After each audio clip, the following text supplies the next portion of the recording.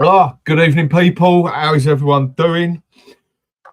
I take a couple of weeks off because I can't be bothered with Spurs. Need a bit of health regain, and then look at everything that goes on. Spurs will never, ever fail to do your fucking head right in for you. I mean, there's a lot we can go on to with this one, and I suppose we'll just have to start with Frank. So, Ben, how are we doing, mate? I am doing fantastically well, mate. How are you? How have you been? I think people have missed you, mate. Same shit, different day. But yeah, back together. Just had to take a little bit of time off. So let's say hello to a couple of people and then let's just get going with all this bullshit that he's going through Spurs at the moment. Pretty simple as that, really. Tony, big up Dan, guest on chat. How you doing, fella? Hope you're good, Tony. Hope everything is good in Sweden. Mark, big up, man legend. Big up to you. And or it's Benji. Well, it's both tonight, mate. And big up, fella. Nugget, big up, Dan, Benji, and everyone. Big up to you. I like the name, Nugget. Gold Nugget. Must be a gold one. And so, Smith, hope you're doing well, lady. Hope everything's good. Add to that neglect, declaration of duty, and incompetence. Big up, Dan. Big up to you too. Rodney Martin. Big up, Dan and Coys. Big up to you too, fella. And who else is this? Here we got Tommy. Big up, Dan. How you doing, mate? And Ben, it could be both, yes, which it is. And Tommy, lively intro. Yeah, Ben made the whole thing, as all I did was mess about with a bit of music. He done the whole thing on that, and it is a good intro. And Tommy saying nice to it. And Sue Smith, love the intro. Yep, like I said, Ben put the whole thing together. I just pissballed about with a bit of the music. Oh, come on, don't be modest. We did it together. And sounds kinky. And Lee, bro, your openings are imaginary off the scale. Best out there. Cheers, mate. Appreciated. And Ghosted, big up Dan and Bench. Big up to you too, fella. Darren, Ange firing shots, Dan. Yes, he is. That's going to be another interesting thing to have a talk about, I suppose. And Mr. Simmons, big up Dan and Bench. Big up to you too, fella. And R. Williams, Ange made scene for once. Yes, he did. Spurs 99, evening, lads. Evening to you too. And Pipes as well. Evening, fellas. Evening to you too. It's Pipes. Evening, Dan. Evening to you too. And last and not least, I'll go with Eugene. How we doing, fella? Hope everything's good. And Peter and the Boneverse and everybody else. Right. Let's just start this with Frank, since I haven't had this talk for you yet. I know everyone must be sick of already hearing of it, but what happened there? Do you know what? To be fair, Dan, why don't you go first, mate? Because I'm yet to hear your take on it, pal. You go first. Well, for me, it was coming. I mean, he definitely wasn't doing his job well. But the problem is, for me, is why the hell did they do it in February? They should have just done it in January. Surely they had an idea of what they was going to do. For me, it just looks like they've bought the one player that they needed to, basically, and that's only because Bentancur got injured. And then they've pretty much left it and gone and got rid of him. And they're going to use that basically as the excuse on why they didn't spend in the transfer window. This is what I said I thought might happen, and it did happen, unfortunately. And that's the excuse they're going to use. You know what these wankers are like, the owners. They do love making a good excuse for themselves. But it was coming. Maybe they should have held on to him till the end of the season. Maybe not. I suppose there's two ways you could look at it. Maybe they're hoping to get someone in. Maybe they've got a plan, which I very much doubt. You never see them having one. And the question is, who are we going to get in to replace him? I mean, the players have all come out of their shell now. A lot of them starting to say they weren't too keen on him, couldn't get it out for him for the training and that. Fellow had no charisma and everything else. Well, if they was just doing their fucking job, we wouldn't have half the problems that we got at the moment. But for me, it was coming. Sooner or later, it was going to happen. It weren't working. I mean, do you know what? I don't necessarily think when we got Frank on board that he was a bad choice. No, I wanted him. Mate, I did too. Like, for me, he ticked a lot of the boxes. I mean, look, after Ange, and again, you know my feelings on Ange. It's not like I dislike the guy. I think he's cool, but look, you know, you could see his shortcomings. But for me, we needed somebody who was tactically astute. We needed someone who was flexible and someone who could work on our younger players. And you know, Frank ticked all them boxes. But I think at the end of the day, what it's come down to, and I do feel for him slightly, but what it's come down to is Frank was just out of his depth. That's I really agree. what it is, you know. I think he's a Brentford manager. Simple as that, basically. I think he's a manager in transition because I think probably a quarter or even halfway through the job, I think there must have been a realization of, oh, there's expectation. And this is what you're going to get at a bigger club. I mean, you know who it reminds me of just a little bit? David Moyes, when he went from Everton to Man United. Okay. He just wasn't ready. Ellie, I have to ask you, sweetheart, is that a picture of you when you was younger? Yes, it is. Good God, that's a little bit cheeky. Anyway, distracting, Ellie, you are cheeky. You know, yeah, it reminds me of David Moyes just a little bit because he went to United and it just didn't work out for him. And the same thing has happened, you know, to Frank. I mean, I'm not necessarily saying we're as big as United, but you know, it's just one of those things. And people have said to me, oh, you know, he lost the dressing room. Can I be really honest with you?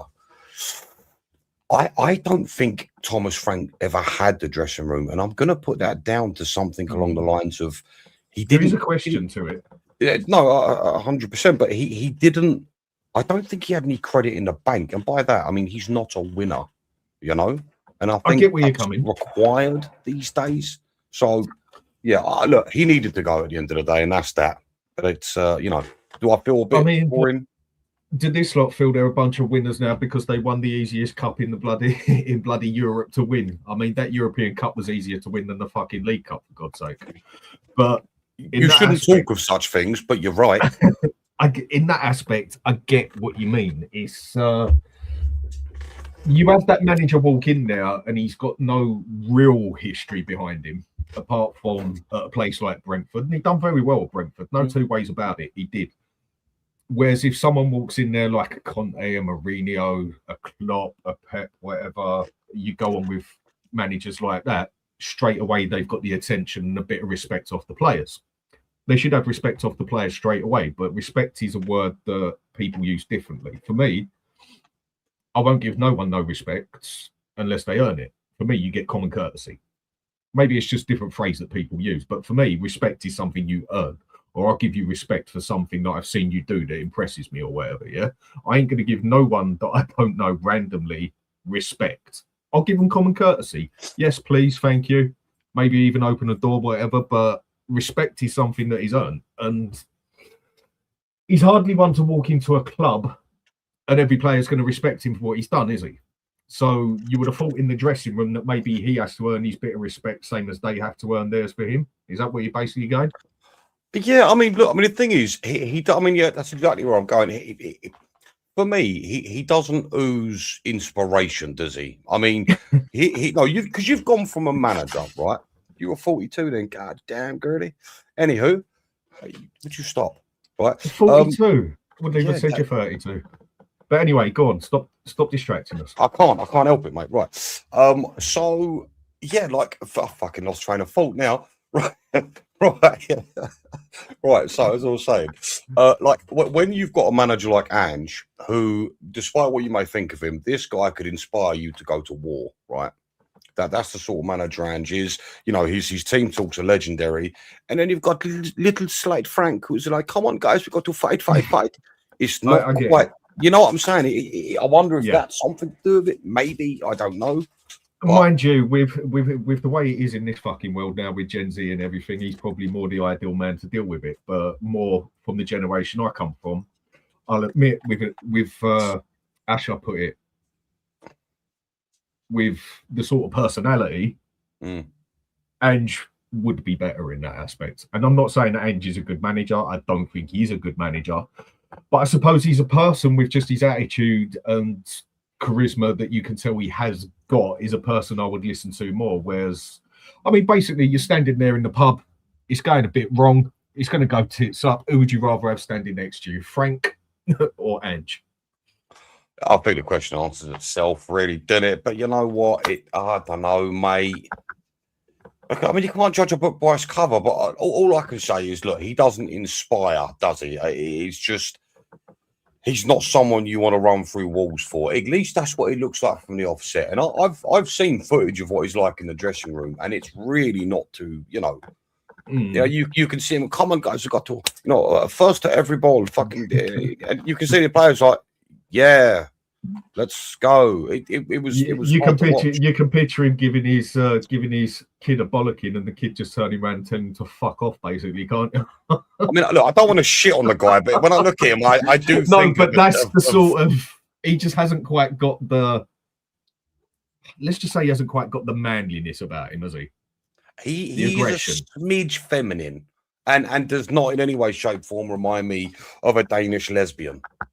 No. Yeah, I mean, and at the end of the day, that makes him no less of a person. We're all different in our own way, but I must admit, Absolutely. If it was someone giving me a lecture, I probably would struggle to listen in that aspect because it would just, yeah.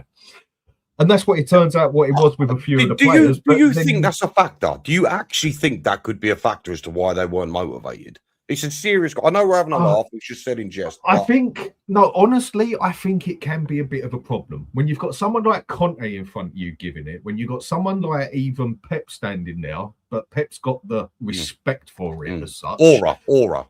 Yes, when you've got someone like Klopp standing there who can go from one side to another just like that, who can go from all nice bloke with his big teeth to the next thing he goes to a dinosaur that's going to bite you with his big teeth.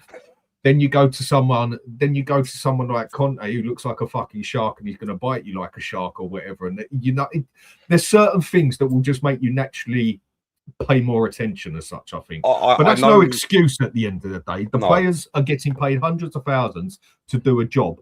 Go and do a job. Yeah. But I do get the point on if they're saying that the lack of charisma, they did struggle with it. I could get why, but it doesn't make it right. Well, okay, look, do you know what I heard today? I heard there's plenty of rumours going around, and these are just rumours, so they're probably not true. But I did hear that Frank repeatedly went on about Arsenal, who, if they are true, if these rumours are true... I did hear that mentioned. Well, I can understand, right? I can understand, because looking at Arsenal's model, look, we're all Tottenham fans, I can understand, people don't want to hear this, but if you look at Arsenal, their model is brilliant. They brought in a manager who they gave time to, they backed, and is now, so it looks like they're about to succeed. And I think that's a good model to sort of try and base yourself on. But I think if you're continuously, you need to be like Arsenal. You've got to be like Arsenal. Your rival club, eventually your players are going to be like, fuck you, mate. So maybe that's what happened. I don't know. But you also heard these rumours? Yeah, I mean, well, we even got caught standing there with an Arsenal Cup, the silly prick, didn't we? I mean, not the most intelligent thing to do being a Spurs manager, is it? You think someone got away, Frank? I think the other thing that done him up like a kipper, basically, was himself when he started giving it off to a few of the fans and everything. I don't think that done him no favours either. No. Like from the fan side and that. I don't think he helped his situation. He was a manager I wanted because I thought from what I had seen of him that you're never going to learn with managers like that unless you let them take the next step up. But then I suppose you can look at it, are Spurs even the next step up? I mean, are we even a big club anymore? Not the way we're acting, not the way we're finishing, and not the way we're bloody playing, that's for sure. But at the end of the day, we are a massive club compared to Brentford. Yeah, of course. That is that. I mean, why the expectations are there, it is purely for the size and cost of everything. But at the end of the day, Brentford are a minute little club compared to Spurs. If someone wants to take disrespect for that, that's their problem because it's just a fact at the end of the day. See, that's the one thing I don't agree with, though, Dan. You said about the fans. You feel like he went against the fans. I think that is utter He did turn against a couple of the fans. Only fans and grills them. No. Only fans that are little fairies get offended by it. I'm sorry. And that was in no way a homophobic jibe. That was just like a... So... When you turn round and grill a certain part of the fan base, they're going to turn on you. Come love nor money. It's going to happen. And being a football manager, for the amount of time that he's been in football and everything, he should have had the intelligence to know that. And especially when he's at the start of his career at the club, and also not doing too great, it wasn't the most intelligent thing to do. At the end of the day, if fans, whether people agree with it or not, if fans want to boo a player because he fucked up, or if fans want to boo him after the game or whatever else, they're paying £100 for that ticket, whatever else. They've got that privilege as far as I'm concerned. Whether people agree with it or don't agree with it, you're paying it. You're paying their wages. If they're not performing and doing their shit, then they need to be told about it. Well, I'm just saying, I don't get butt hurt that easily. I think there were bigger problems at the time that was going on for everyone to go, oh my God, he said a section of fans shouldn't boo a player. I'm sorry, I don't think it's that deep. What did he just say about the sponsorship? You're not wearing an Armani top as well. Oh my God, you are. This was not planned, by the way. Either way, still looks sexy. And with that, it's at the end of the day, you're gonna get people turn on you. Yeah, I suppose it's gonna happen. It seems to be the general consensus. It's not something I thought. I mean, people. I was hearing that he lost the dressing room quite a while ago, but then this question you said: did he even have the dressing room and that? Did he get backed? I think at the start, with the players that he did receive, I think he did get good players at the start of the season, but did he get back to the extent that he needed for the squad? No. But it wasn't a bad transfer window in the aspect of who we got, but it wasn't a good transfer window for the amount we got, basically. And then in January, if you want to say backed, he got totally fucked over completely. And then when you look at it overall, one thing I do have a bit of sympathy for the bloke with, and that's not one thing I usually do very well. I mean, the amount of injuries we've had, and injuries ain't something I use as an excuse of that, yeah? The amount of injuries we have had. And the reason the reason Ange got the grilling for it is because a lot of those injuries was actually down to the way we played. Because they was exactly the same injuries that Celtic got, and it was a lot down to the way we played and trained. When it came to Frank, I just think he's had a very, very unlucky time when it comes to injuries. Because you look at the injuries we've had, they're all different types of injuries that have kept people out for 3 months, 4 months, a season, 2 months, and it just hasn't stopped. That is the bit where I do feel for him, just that little bit. I have never bought into that utter horseshit. There you go, I said it. Now, you say to me, Ange caused a lot of his injuries, what, by playing a high line? Look, when you get people to run back from the halfway line and sprint back at full pace 10 times every game, they're going to do damage. I don't give a fuck. I don't care. These are fine. These are some of the fittest people on planet Earth. I don't give a shit. You cannot. I will not subscribe to the fact that Ange was the reason why we got so many injuries. Because I've got to tell you something, right? It was the way we played with him. No, it was. Look, half the injuries was down to the way we played because they was all hamstring injuries. What scares me is if the man, the myth, the legend comes home, his training sessions will cook these little namby-pamby players. That's what worries me. So you think Ange was bad? Wait till they. I'm not going to say his name just yet because we're getting to that bit and I can't wait. But wait till they go under a session under him if he does come home. So do you know, I've never subscribed to it, and now Frank is just unlucky. Has it ever occurred to anyone that the players we bought are just made of feathers? You know, I'm sorry, but these are finely tuned athletes. Okay, they eat right, they train right, they recover right. You know, these people have got chefs and everything that could tune you into a perfect fitness killing machine. Yeah, I get that, but look at it this way, looking at it from a different side. Yeah. I mean, I had mates twice the size out of me that could have punched a grandmother right out of me. Yeah. But when we was 18, 19, and it come to the wrong night at the pub or down the nightclub or whatever, all they needed was a slap in the face and they had a bloody broken jaw or a broken nose, and they were twice the size of me. I play football with people double the size of me, double the build of me and that, and I'll take a tackle 3 times harder than get up, call the fella whatever, and go and give him a dirty tackle, while the other one will still be laying on the floor with a broken toe or something. So you're saying it's genetics? It's totally down to DNA with a person. Okay, yeah? okay. You could be the biggest, hardest, fittest person on the planet, but if you've got a poor bone and poor muscle structure, yes, you can improve it as such. Look at Madison. I bet you he's twice as ripped up as me and you, whatever, and that. Yeah, trained and everything and that. But I bet you, all you got to do is slap him around the ear hole and he'll have a broken jaw. Number one, I mean, look at him. He's built of Weetabix. He's got ankles like glass. Listen, I'm as Some ripped as me. people are just more fragile. No, Some people are just I more get fragile. that. I get that, but don't compare me to Madison, mate. I'm as ripped as they come. As soon as you get past that 3 inches of flab, I am ripped. Okay, just got to get past that. But that some layer people are just naturally more fragile than others. Go back to Pipes 71 a sec. Yeah, he had the same issues at Celtic. I know there were issues there, but I mean, is there a chance that's a coincidence? No, because they were exactly the same injuries. No, they was exactly the same injuries. All right. Well, then I will step back on that. It was just down to the way we played. Simple as that. And that's why I think Ange didn't get much sympathy on that side. But so many injuries we've had, and he's hardly had a full team to pick and everything. And that is, I do have that little bit of sympathy on that aspect. But when it comes down to it, I don't think he was the right man for the job, and it was coming basically. Dan, let me ask you a question. So, right, we'll play hypothetical here. Say Thomas Frank has a full squad. Do you think the results would have been too much different? I would hope so. I'm not convinced they would be, buddy. I'm really not. No? We had no style. Okay.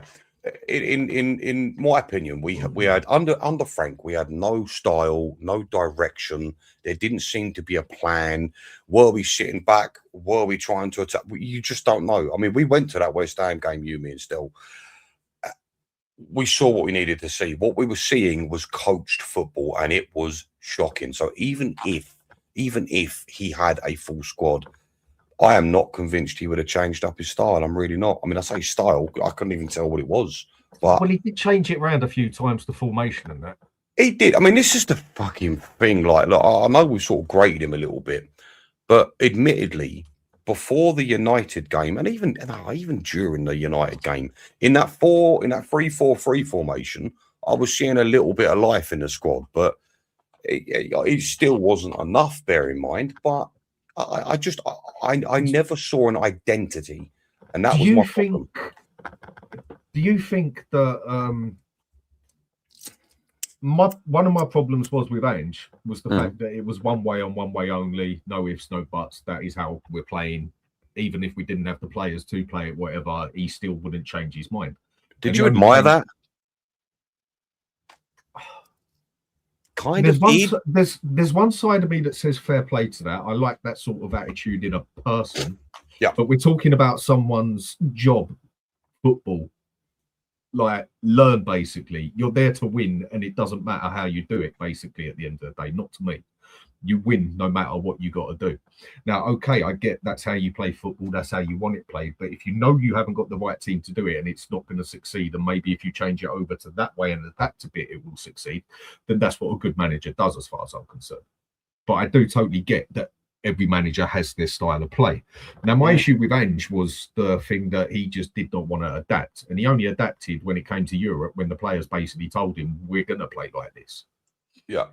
And whereas with Frank, it seemed like to an extent he was trying something different every week, sort of thing, just messing about too much.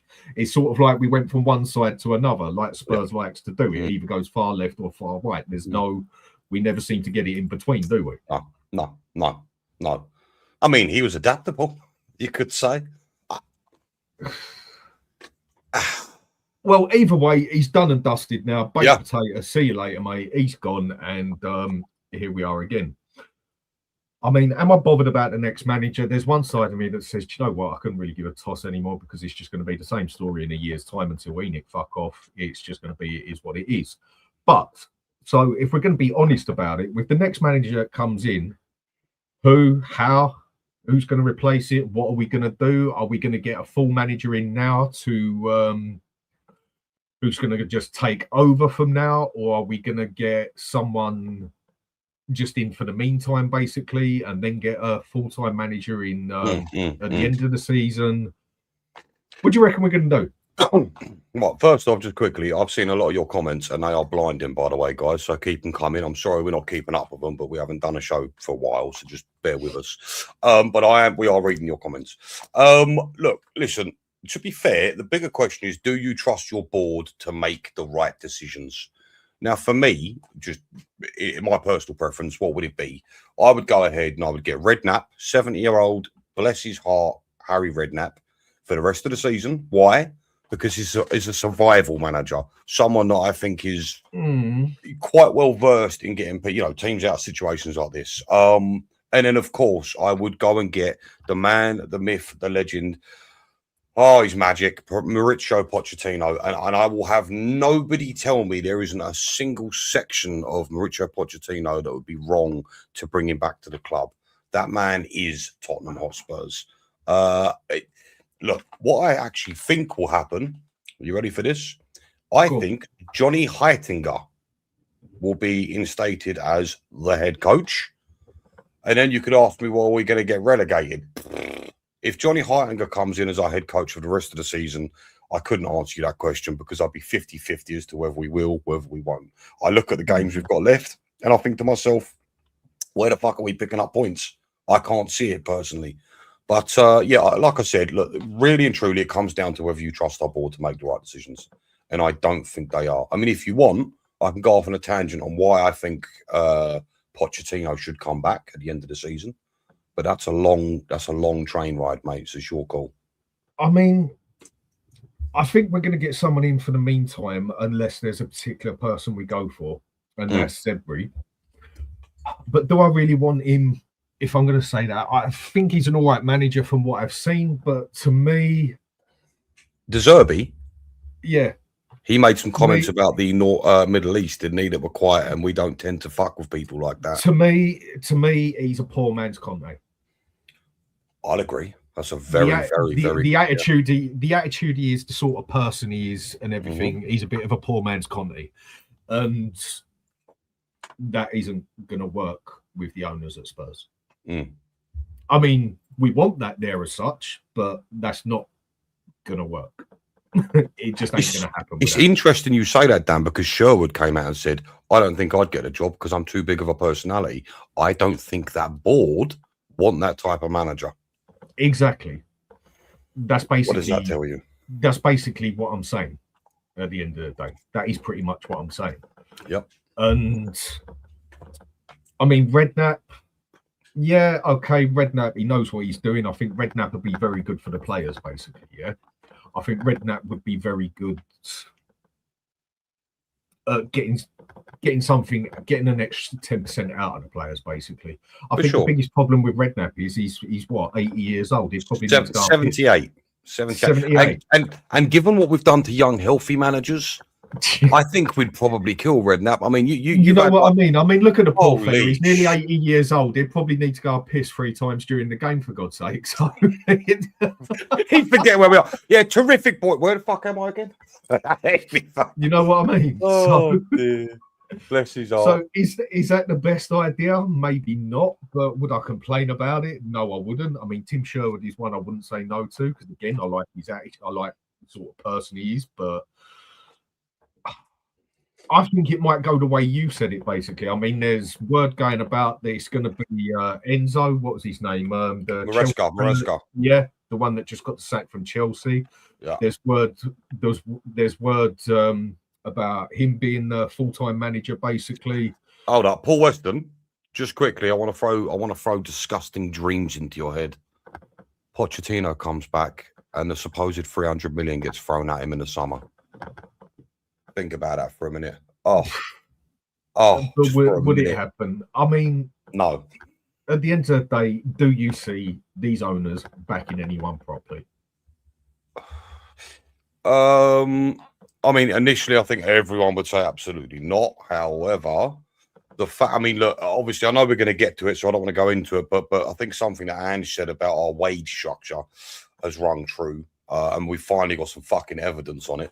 Although we all suspected it. We knew, there's no suspect about it. We knew it. Well, we did, but there was no tangible evidence. You know what I mean? Well, I say that. I suppose it was a bit. Look, I think we did try and get Semenyo, and according to some sources, whether you believe it or you don't believe it, we tried to offer him more money than anybody else. So is that a sign that the board are willing to change? I mean, look, at the start of the season, well, when they took over at the end of the summer transfer window, this was stated. I mean, it's hard to lie to millions of people. but it does happen. So, do you think that? I mean, let's go to the Ainge one in a sec. Let's just finish what we're saying with who we recommend our proper manager, yeah? Because I do want to talk about that Ainge one or why he spoke about it. I've been saying for a little while now, I could see Poch ending up back at the club because that's their how should I put it? That's their trick under their sleeve, basically, of what's going to shut a lot of their fan base up again. Go and stick Poch there. That'll keep everyone happy for at least another 9 months, and then we'll take it from there, sort of thing. Okay. I mean, that's the side of it that I don't like, yeah? But do you know what? If Poch ends up coming back, I ain't going to be complaining. Look, if that's the narrative some people want to go with, fine. But you cannot deny it is not a bad idea. It may shut some fans up. Fine. I don't really give a shit. But when I look at Pochettino, I look at a multitude of things. I think to myself, all right, and not everyone's on board, but it's fine. But it's my opinion, and I'm going to go with it. If he came in, I think, number one, he'd bring some solidarity between the fan base and you know, the club. I think that's something we've been missing for a long time. And Pochettino, I feel, will bring that back for however long, I don't know. But I also think something like that will leak onto the pitch as well. Because listen, when that stadium is rocking, it's going to buzz them players. It will buzz them players. But aside from that, you're bringing in a manager who's got a philosophy, who's got a style. So you're looking at someone who's got plan A and plan B. Plan A, attack, high pressure, get on them. Don't let them breathe. And if that doesn't work, he'll go back to counter-attacking, which also was very good. And some people will say, yeah, he doesn't have the players for that. As far as I'm concerned, if there's anything about these players, he will get it out of them. So there's that as well. And then you've got to look at something like, you know, the way he trains his players. He takes no prisoners. And I personally feel I've heard he is very heavy on the training. He is. Do you know, there's a little story, right? There's a little story when it comes to Pochettino and his training methods. At Southampton, two of the big boys, I cannot remember who it was, but two of the big boys, one was a striker. Two of the big boys turned up to his office and said, look, boss, we can't deal with this level of training. Do you know what he turned around to him and said? He said, that's fine. You can leave if you want. If not, I'll see you in the morning. That's what we need at a club, because these namby-pamby players that we've got, I think, are too comfortable. I agree with that, definitely. Make them work. Put it into them. Put the fear of God back into them. You know, and if you don't perform, we'll do another training session. Yeah, but you go and say that. You go and say that. Yeah, I totally agree with that. Yeah, I mean, some of them, I think they need a slap in the face. If I'm yes, they do. But that's just, again, where we come from different generations and that. I mean, if I'd have gone and played football like the way some of them do, basically, with the attitude they do and that, it would have been your mate that slaps you in the face, telling you to pull your finger out your arse. Oh, yes. But you're saying that basically be more aggressive with them, like get your act together sort of thing with the training and everything else. Yeah. People are complaining about them getting booed when they're on the pitch playing shit, basically, and that because it might hurt their feelings and their emotions. It sort of contradicts it. No. You're picking out certain situations. I don't think anybody, well, some people do, but I don't think many people have a problem with, let's say, booing. What I think is wrong personally is booing specific players, except for Richarlison, booing specific players during a game. That is something I don't agree with.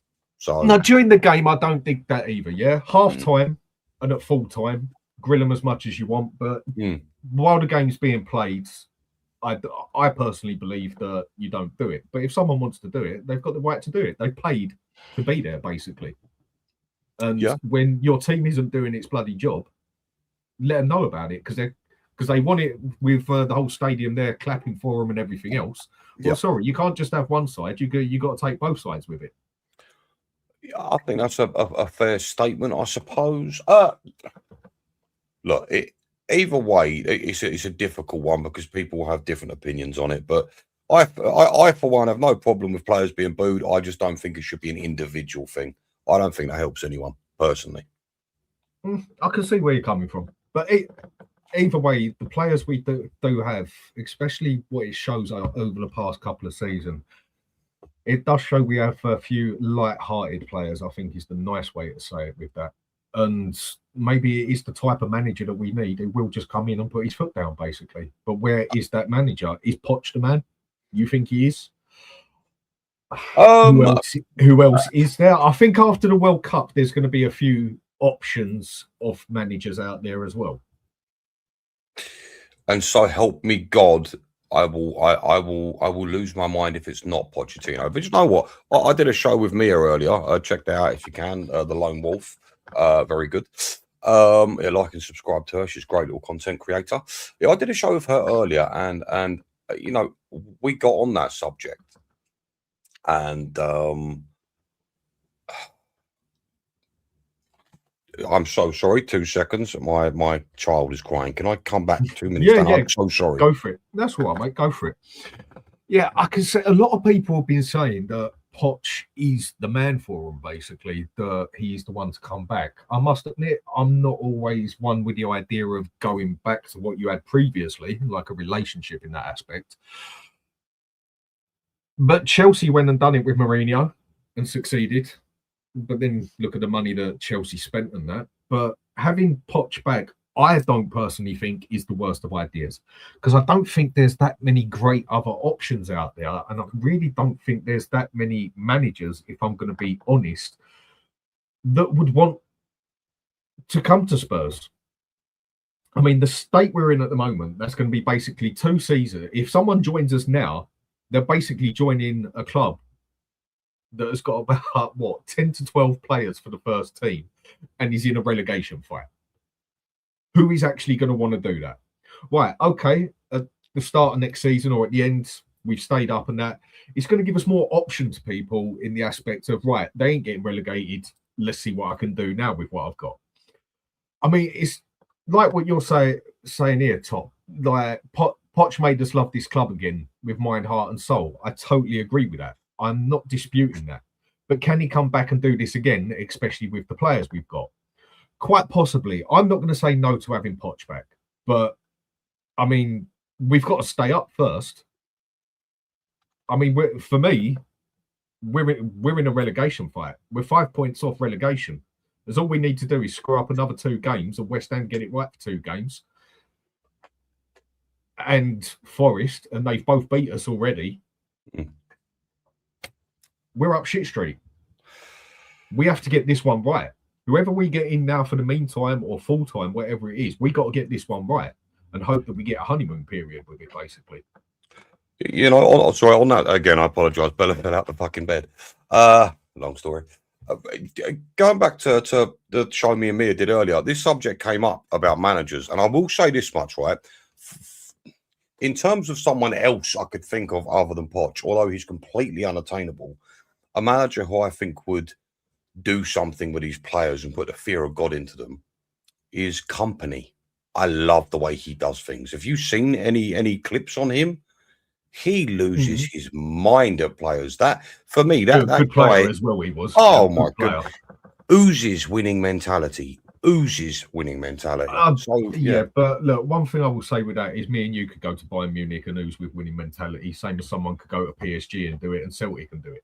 Well, I mean, do you know what? To be fair, the clips that I saw, they wasn't at Bayern Munich; they were at Burnley. So, no, fair enough comment. You know, it's one of them. You can tell he's got the charisma, basically, to quite happily tell the player to shut up or you're not playing. Yes, whereas, and these little and they need that. I think it's like with a few things that Romero done. The manager should have dealt with that. People said, like when Romero come out and started doing his talking, some people agreed with it, some people didn't. Obviously, the owners didn't agree with it, and that is possibly something that you would expect the manager to deal with. I mean, this is a subject. It's a very interesting subject. Romero, look. A lot of people don't like Romero. They're hating on him for a lot that he's been doing. I'm just going to say it how it is. Romero may not be world class, but I love him. I love the fact that he comes out. I love the fact he comes out and challenges what this board is doing. Do you know why? Because he's the closest fucking thing we've got to a fan in that dressing room. So for me, I'm all for it. Yeah, I love what Conte said. I love what Ange said, and I love what Romero says. I mean, people are like, oh, how dare he? How dare he fucking what? Tell the truth. How dare he tell the truth? Fuck off. I'm 50-50 with it, yeah. I can totally get why. Yeah. And almost like what he did. But then there's that other side of me of How about you just keep your fucking mouth shut and go and play football? Do you because not think he hasn't been playing well? No, fine. I mean, the thing that's kept it quiet, I think he has been actually pretty shit over the past 4 or 5 games. It's just the thing that saved his bacon is he's scored a few goals. I was going to say, he has won us a couple of games. Yes, whereas on the defence side, he's actually been bloody poor. He has been. For me, poor. He's a player that I just do not rate as highly as a lot of other people do. On his day, he is as good as the rest, as good as anybody. But the problem is, he's too erratic. He's too, especially for a captain as well. Again, the thing is with him, there's a lot of things about him that I would want in my captain. Okay, go on. But he hasn't got. He's got the anger that I'd want in a captain. He's got that charisma that I'd want in a captain. He can play like I want a captain too. Okay. But does he take control of the moment? No, not really. Does he play consistent? No, not really. My ideal captains are like old school, like John Terry. Tony Adams. Just like Tony Adams sort of thing. Patrick Vieira, Robbie Keane, Gattasso when he was in Italy. They're all my type of captains, but the difference is with them, they play football consistently with it as well.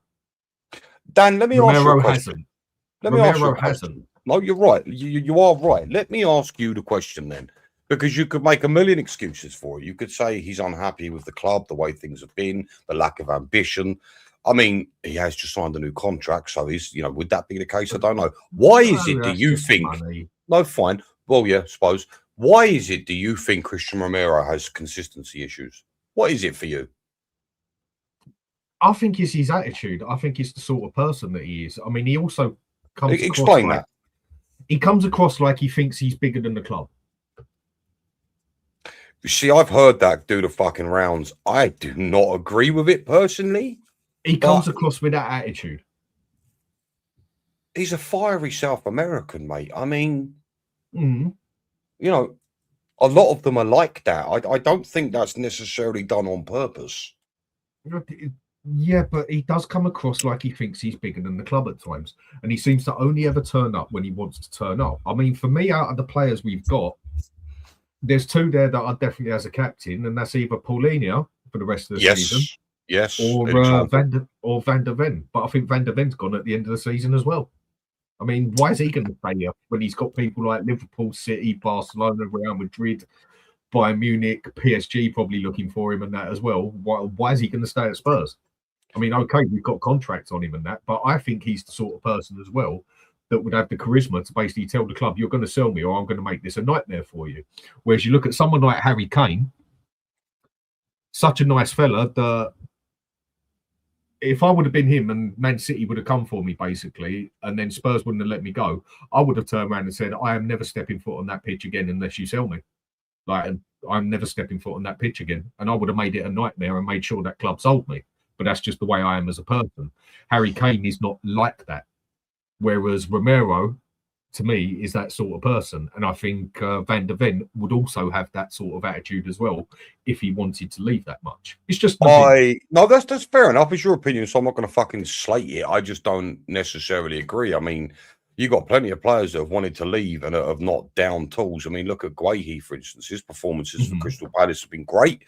I personally don't see that prick in Van der Ven, if I'm honest. No. Do I see it in Romero? If he really, really wanted to leave, yeah, I could probably see Romero doing something like that. But I don't necessarily think Van der Ven would. I think he's got the charisma to make it happen.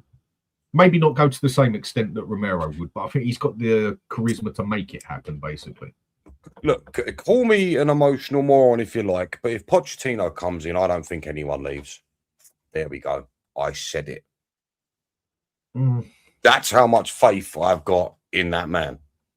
Okay, you can say what you want, but yeah, for me, if Poch comes in, I don't think any of them leave. I mean, even if Harry Redknapp comes in and puts his arm around shoulders, it just takes a spark to fix this season. It just takes a bounce. And right now, with what we've been served up and what the players have had to, I say deal with, like they're not to fucking blame as well, but what they've had to endure with Frank and his lack of identity, you know, maybe a new, fresh idea will spark these players into doing something. Can I prove that? No. It's more what I'm hoping for, to be honest. But yeah, I don't see Van der Ven kicking up a fuss to leave. But again, that's just my opinion. So, I mean, what's his face? Gareth Bale did it, didn't he? Gareth Bale basically, yeah. Gareth Bale put it down like, if I'm never going to play again, I want to go Real Madrid. Gareth Bale kicked up a stink about it and got his move to Real Madrid. Didn't Modric do the same thing as well?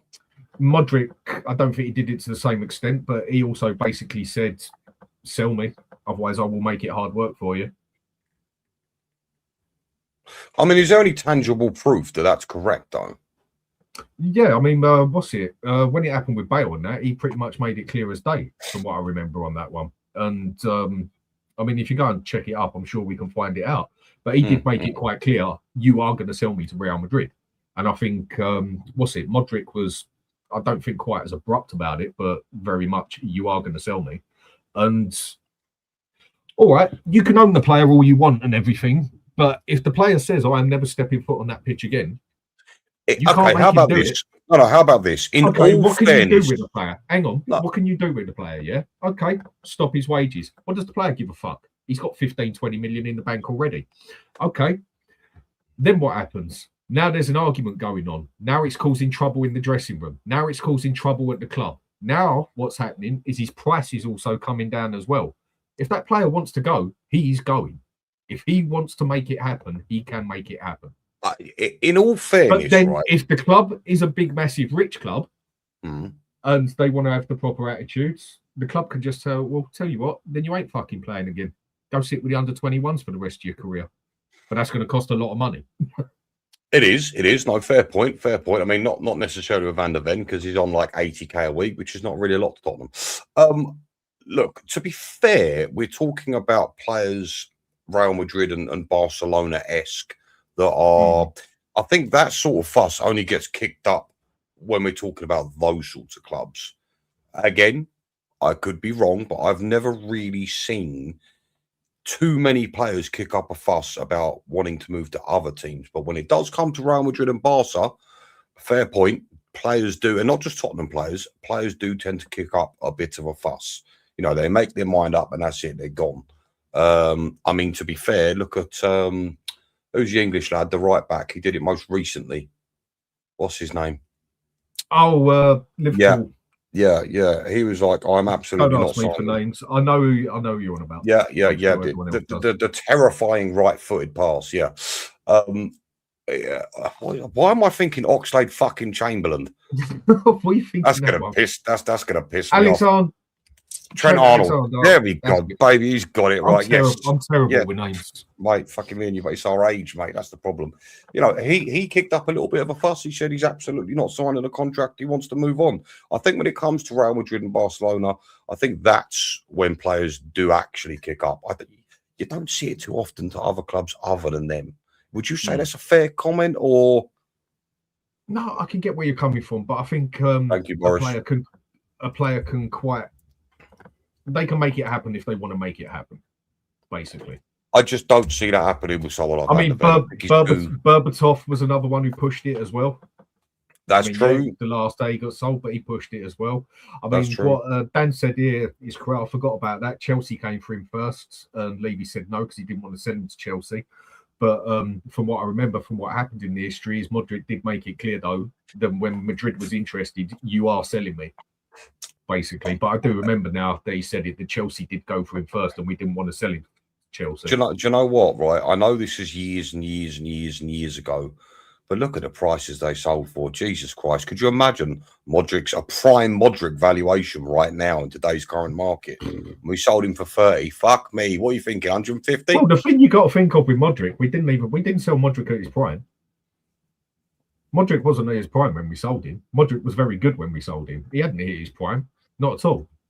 There were still leagues to come from him. That was why Real Madrid wanted him, because he was going to get better. Yeah, funny side story to Modric. Do you know, when he went to Real Madrid that first year, the fans called him the worst signing they've ever made? They didn't like him. And then he goes and wins. No, they didn't. And then he goes and wins the Ballon d'Or. Holy shit. Yeah, that's crazy. again, another for me, a very, very. I mean, he's still playing now at AC Milan for fuck's sake. He's in his 40 years Yeah. old. That guy's Yeah. got some fucking. And that is what I mean by. I mean, you look at him. He ain't a big fella. He's shorter than me. He ain't a big fella, but No, he's teeny tiny. Yeah, and how often did you ever see him injured? How often did he ever stay down? That's what I mean. People's bones are just built different. Built different. You could be the most hench person on the planet, but you can have brittle bones and everything and that. But going back on the Spurs thing, yeah, with the relegation thing, what do you think of the chances of our relegation? I think it can happen. I don't think it will happen, but I think it can happen, and it's going to depend a lot on who we bring in now.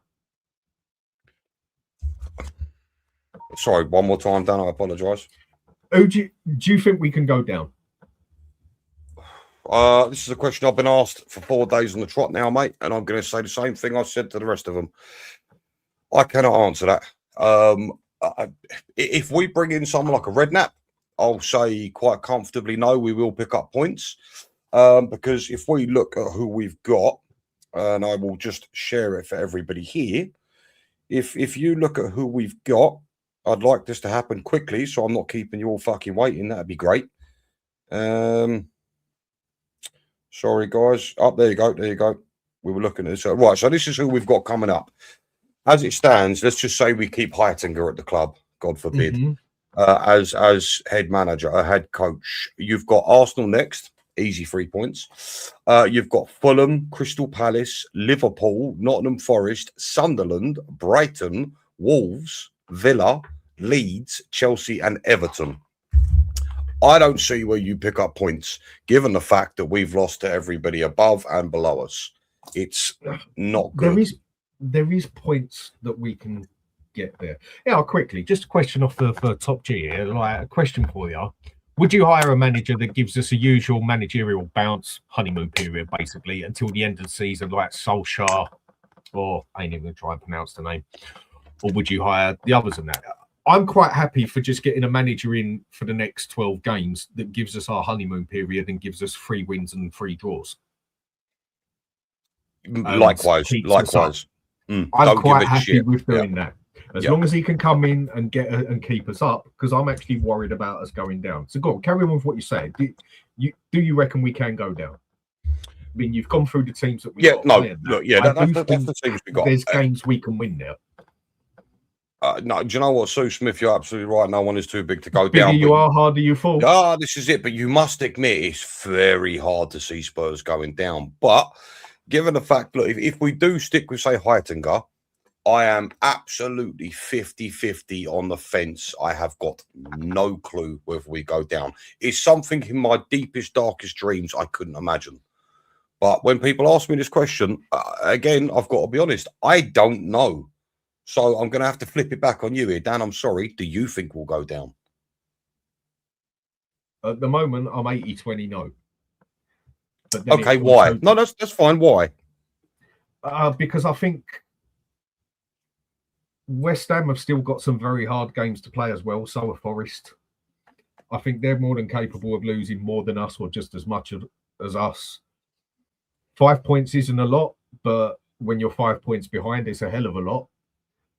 And for me, it's going to depend on who we bring in as the manager, basically, whether it's for the meantime or full time. And then I'll make more of a decision on it. But the reason I say the 20 we can go down is because, like I say, the bigger you are, the harder you fall. And we can go down. And I've been saying this since we was with since Ange was with us, that if we don't get our act together in the next season or two, we're going to be in more than a relegation battle. We can go down. And then if you remember, about 2-3 months ago, I said it, the way we're going at the moment, we're going to end up in a relegation fight. Would you like to know, for you and the court, would you like to know the games West Ham have got left?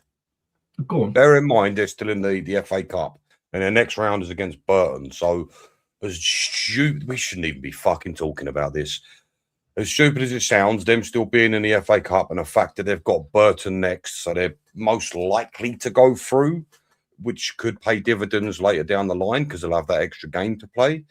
West Ham have got Bournemouth, Liverpool, Fulham, Manchester City, Aston Villa, Wolves, Palace, Everton, Brentford, Arsenal, Newcastle, and Leeds. I'm So trying they to haven't figure got out it if that's a easy better either. run. No, they haven't. Either way, they've got it just as hard as we have, basically, and they can easily lose just as many as we can, if not more. And so can Forest. But then the other way you got to look at it is both Forest and West Ham have done us. So... There is that. Do you know what, right? The fact that we're even discussing this, Dan, makes me sick to my fucking stomach. You know? It really It's does. like we're back in the 90s, isn't it? Oh, in the fantastic times of Naradine Naybet. I remember when I was a kid walking into a pub and can't remember why. Walking into a pub and just remember, I think the Tottenham, I think that's it. I was trying to get a glimpse of the game and I can remember just people laughing at how bad we were. And for me, back then, that was the dark times. We had players like Naradine Naybet and, it was terrible. We didn't have good players, that's for sure. No, we only really got great players now. I personally still think that injuries is a big part of this, because I think that team there is better than relegation battle. No, I don't think it's a top 5 team. No, I don't even think it's a top 8 team or whatever. Yeah, but I don't think that team there is a relegation. But see, this is it, and Dan, mate, but the injuries and the more injuries that come into it, the team is just deteriorating more and more. That's fine, but you would like to think, and this is why Frank got sacked. Listen, what is a manager's primary function? To motivate and get the best out of his players, which is why he's down the road. I'm with you. Listen, I take nothing away from these players. They have been nothing less than fucking shameless. They have been shocking. However, I am convinced, like yourself, that they are better than what they're showing. This team is not 15th in the league. This team should not be dancing with relegation. I mean, surely not, right? Because you look at the teams below us, or above us, however you want to look at it. You know, there's not too many you would swap from their squads. You know, your Leeds, your Burnleys, your Wolves. Our biggest problem is up front. That is our biggest problem. I mean, we've got no bloody wingers. I mean, and Solanke and Richarlison ain't your best options. Moane's been absolute dog shit since he came to us, basically. But you know what? I do think we looked that little bit better on the pitch with Solanke on there. Do you think if we speak to the board of Premier League that we could maybe incorporate all of Moane's former clubs into the league for the rest of the season? Because whenever he seems to play against his former clubs, he does quite well. I wonder if that's a possibility, you know? I don't know. But this has been coming for a while, without a doubt. I mean, with that show that Ange did, what do you think on that? I've watched it, and a lot of it makes sense, and I believe everything he said. Question is, why did he do it? Did he do it to tell the truth, or did he do it having a dig? Because there's a lot of people saying, oh, he's chatting bullshit, he's just having a dig and everything else. I don't think he did it to have a dig. I don't think he was lying on anything. I just think he sat there and just told the truth and done a nicer version of a Conte, basically. Danny, mate. Do you know what it is? Spurs fans, are you ready for this? Spurs fans don't want to hear the truth. Conte, Romero, Postecoglou, are they all liars, are they? People from the fan base do not want to hear the truth. Poch even dropped the hint as well that we need to rebuild. I mean, look, I'm going to be honest. So I didn't watch this Postecoglou thing. I've not watched it yet. Believe me, I'm going to. But I've been on a few shows and haven't really had time. From some of the quotes I've been read, I mean, look, Ange turned around and said, Tottenham isn't a big club because they're not prepared to pay the wages. Something yourself and me have spoke about on numerous occasions. You know, he turned around and said after that season he finished 5th. He said, right, how do we go up here for anyone who's not seen it? How do we move forward from this?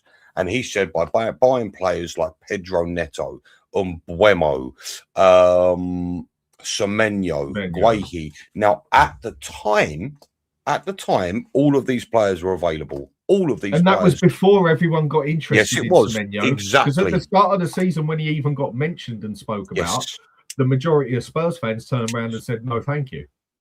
Dan, could you fucking imagine where we would be right now if we had 3 of those players in? If we got Mbeumo, Semenyo, and Guehi, where we would be right now? We wouldn't have got Guehi because he basically knew that Man City and that was interested in him. I'm a firm believer of money talks at the end of the day, yeah? And if you put that extra money down, you can get places. But then I do also understand that you go and do that, and then if City, Liverpool, Arsenal come in for them, basically, you're done and dusted, even if you offer more money. But if you don't try, you don't get. And I am a firm believer of you put that money on the table, and there you go. You can push. You can get players. And we have nothing now to offer at this club except money. Is the only thing we could possibly use. We've got nothing to attract a player now except playing at a nice bloody stadium. We can't offer them no Europe or anything like that. I mean, I've heard some people saying that if we get a decent manager in, we could still fight for a European place. I'm like, fucking hell, mate. Like, what gear you in? Can I have some of that, please? Do you know what I mean? Yeah, give me a break. No, I thoroughly agree, mate. I think you are. I mean, when I read that, I thought bloody hell, I thought the fella's nose must hurt. That's for sure. But so we'd be lucky if we escape relegation at this point. And you want to talk about it's going to be a tight one. Yeah, give me a but break. I do agree with what you're saying. If you put the money down, you can get places. Money does talk, whether people like it or not. Money makes the world go round. I've got an example. It's not a nice thing, but no, it's true. It's not. Look, I've got an example here, right? Everything has a price. 100%. But look at. I know this was years ago, but still, the same thing applies. You know, the same method applies. When Manchester City went and brought Aguero and Robinho, I think it was Robinho first, these players were out of that club's league by a country mile. But they offered the money. Now, here's the thing. Like with Aguero, they identified the fact that this guy is on fire. He's crazy talented. He's going to be a world beater. You know, and there weren't too many grumbles at the time of people wanting to buy him. Everyone was aware of him. But there weren't too many grumbles. No, this was Aguero, sorry. Aguero. So there weren't too many. So what I'm trying to say is Man City was smart with their scouting, and they went in and said, bang, here's the money. This is who we want. Gave him God knows how much wages, and he came to the club. And the same happened with Robinho. So it does work. I mean, don't get me wrong. It doesn't work every time. It was, but regardless, it still applies to today's current transfer market. It does. Just because it was 10 years, that could have been 100 years ago. The fact remains, he was given a lot of money to come to the club, and that's it. Money does talk, but it doesn't work every time. Because look at Semenyo. We offered Semenyo more than any other club, and he still didn't want to come. Yeah, but look, I think blatantly what happened there is the club went and I believe the club went and done it, and I also believe the club offered him a significant amount of money because they knew he was going to turn it down anyway. I mean, in that aspect, what's 25 grand? You know, when you've got the option of Man City sitting there. Yep. You know, and you'll probably make that back on winning things there. Whereas when you're going for a club of like the same caliber as both clubs both on the same level sort of thing, you're gonna look over at the money a lot of the time. I think a lot of people. I don't think players are so in love with football, passion with football like it used to be. I think there's a lot more mercenary to it now. Do you know what? I completely agree with that sentiment. I hate to be a fucking echo chamber here, mate, but you are right. There are far more mercenaries than there's ever been in the game. And I wonder if that's down to the modern game itself, why they're like that.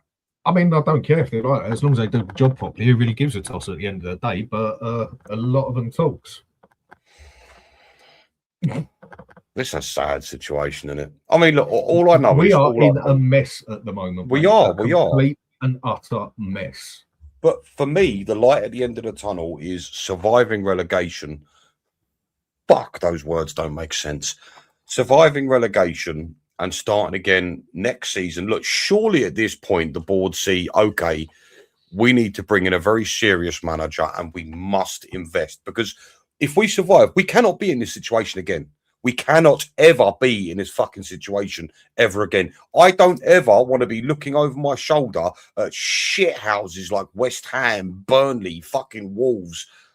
I'm checking their fucking scores to see how they've done.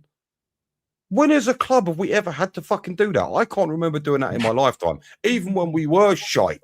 You know, these fucking arseholes that are running our club need to get it through their head that this can't happen again. So, you know what? Again, you know my feelings on it. Bring back Pochettino, do some heavy investing, because realistically, you know, they said there was money available in January. It didn't get spent. Not really. So there should be even more money available for the summer. So that for me is at least the light at the end of the tunnel. Will it happen? Do I trust the board to do so? No. But it's a glimmer of hope I'm going to hang on to. Hello, Michael. How are you doing? We got to stay up. Mike, how you doing, fella? To be honest, I'm a bit sick right now, but I still feel better than after watching Spurs on the weekend. So, you know, bit rough and ragged around the edges, but beggars can't be choosers when you're looking at Spurs play, isn't it? Yeah, mate, it's just fucking. So, what? I haven't heard your side of this. What? Go on. Sorry, mate. Finish what you're saying. No, I was saying that the less I think about this fucking crap, the better. This What do you think about this situation we're in? Come on, your whole opinion on it. I haven't heard your side of it. Fucking hell, mate. Like, my first thought after I've seen the reaction to Frank getting sacked was, I think that people don't realize that we are still, like, head deep in the shitter. Like, I don't think people realize how bad it is with this club and the way we are right now. Like, changing the manager doesn't change the fact that we have 13 players out injured, right? Changing the manager doesn't change the fact that our ownership has no fucking clue what they are doing, mate. Like, it's honestly scary how unorganized this whole institution is, right? I was on Sean's show yesterday, right? And I used the phrase that I've worked for two big companies in my life, right? And we had, like, you know, monthly meeting with CEOs, and they were doing all like the briefing about the future of the company and the plan going forward. And they were laying down, now we are going to do this, then this, then this. And like you know, everything seemed structured, right? And those companies were, well, one of them was much bigger than Spurs, right? The other one, when it comes to revenue, is actually smaller than than our club, right? But still, the way I look at how my current employer is organized, and the way when I look at Spurs and how, like, it's baffling for me that you can run a multi-million-pound company and for it to be as shit as it is, right? For the lack of a better word, as shit as it is, right? Like, I'm baffled because I know for certain that if in any of my like previous companies I worked for, things that are happening with Spurs were happening there, the heads would get chopped, right? Immediately, you know, people would get fired, right? You are not delivering on your, you know, on your KPIs or whatever, you get chopped, right? It's that simple. Whereas here with Spurs, it's just baffling for me watching us just behave as a club. And I think the Ange interview today was just a fucking bombshell. Like you know, we already chucked like 7 fucking grenades into the changing room, and this was just like the one bigger. Yeah. Just, you know, just. I think he basically done a Conte, but in a bit of a nicer way, didn't he? Yeah. But do you see? Did you mention that? Do you think he done that out of bitchiness, or do you think he done it just sitting there and told the truth? I don't think he was lying, personally. I think there was definitely a bit of a spite in it as such, but I think he just sat there and told the truth. Sorry, just quickly, Danny, will you stop shit chatting, shit talking in the chat? Just come on, mate. Okay, you got something to say. Come on, stop being a wimp. Oh, no, he's trying to get laid, isn't he? Oh, bless his heart. Say some man pun does it for me, mate. But, I tell you. but he's on the phone at the same time, isn't he? Like, a man trying to do two things at the same time, Dan. Don't flatter yourself. Sorry, anyway, Mike. Don't work. No, man, I definitely think there was a bit of spite in him, rightfully so, because in his mind, right? And as he said, he broke the Spurs curse, right? He delivered the trophy. In essence, like I know it sounds ironic because we are playing god awful and we just looked absolutely horrific in the league, right? But before he came in, his targets would most likely be get us into European football, and if you can win a trophy, right? And I know he did it like the most backdoor way possible, but he did it, right? In essence, like so in his mind, because he said that he knew that he was getting sacked pretty much mid-February, right? And I think they had that deal. I think they had that deal, Mike, of like, I'm going to keep you basically. You win me that cup. Fuck the league. We ain't going down. You get us that cup. It gets us in Champions League. We get a cup. You get this. I think they had a deal. Yeah, especially since, as you said, we were like Ben basically admitted it, didn't he? Yeah, we are like 13 points clear of the relegation zone, right? So as we said plenty of times, there was no risk of us actually getting relegated or even dragged down to in that fight, right? So I think they made a conscious decision to just F the league and move on with the Europa League, right? And I think he as well knew that as soon as he loses and drops out of the Europa League, he's getting sacked on the spot, right? Pretty much. But as I said, in a backdoor way, he actually delivered on his targets, right? So I think there was a bit of spite in him, but I don't think it was spite as in like he deliberately, set up that interview because they I think I trust them, right? That they didn't like have this pre-planned because apparently he was supposed to be like interviewed in a week, right? And they just did it this week because the timing was right? But I don't think like Postecoglou had it planned to shit on the club in that moment, right? But I think he just came out and said what was on his heart, right? That's the way I looked at it. You know what, Mike? Can I ask you an even bigger question, mate? This is something I'm very interested in. What are your thoughts and hopes for moving forward? What do you want to see happen at this point, Chief? Come on. Who do you want to see come in short term? Who do you want to see come in long term? Oh, hang on a second. Come to hang a sec. I just want to do this. Ryan, mate, thanks for the super chat. Much appreciated on that one. Thank you very much. What you're saying here, the only time we spend big is when we don't get to Europe. Quite true. Just look back at all the times we did not have Europe, and you will see a pattern. We get first team players in, and then after we get kids in. Absolutely. You're right, mate. I can't argue with that. That is pretty much very true. And thanks a lot, Ryan. That's much appreciated, mate. Go on, Mike, with what you were going to say.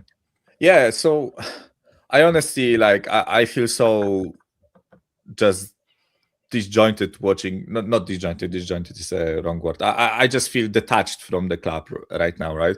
I honestly don't know what they should do right now, but I want them to make do something, right? Because it's a big decision, isn't it? Yeah, it keep us up or down. Yeah, the way I was looking at it, right? I would avoid De Zerbi because I spoke about chucking grenades, right? De Zerbi is just another grenade. Like I think, poor man's Conte. Yeah, and not only that, but I think that the style of play that he tries to do and and his attitude, his like temperament and all that stuff, right? I think if you just on this squad that is low on confidence and like half of them are in the hospital and you just chuck De Zerbi on them and he asks them to run around, like I think that's like a psychotic version of Ange Postecoglou, right? In terms of football. And in terms of temperament, it's like Conte, right? So you just match Conte and Ange football together and you have De Zerbi. That's how I look at it, right? So I don't think that's the right thing to do. But I also look at it from the point of view that I really don't want us to hire like Sam Allardyce or fucking the Forest coach that just got sacked, Sean Dyche. Yeah, I don't want us to like sign this type of managers because I think that I don't know. It's just like a bit of pride in me that I think we are just like that bigger than just Leeds and Burnley and all those clubs, right? I don't think we should like stoop down to that level. I know that's maybe a bit arrogant from my side, right? And I know maybe that's what we need right now, but I would try to like get something in the middle, in my opinion. But Mike, magic wand moment. The wand is in your hand. Who would you bring as an interim, and who would you go for long term?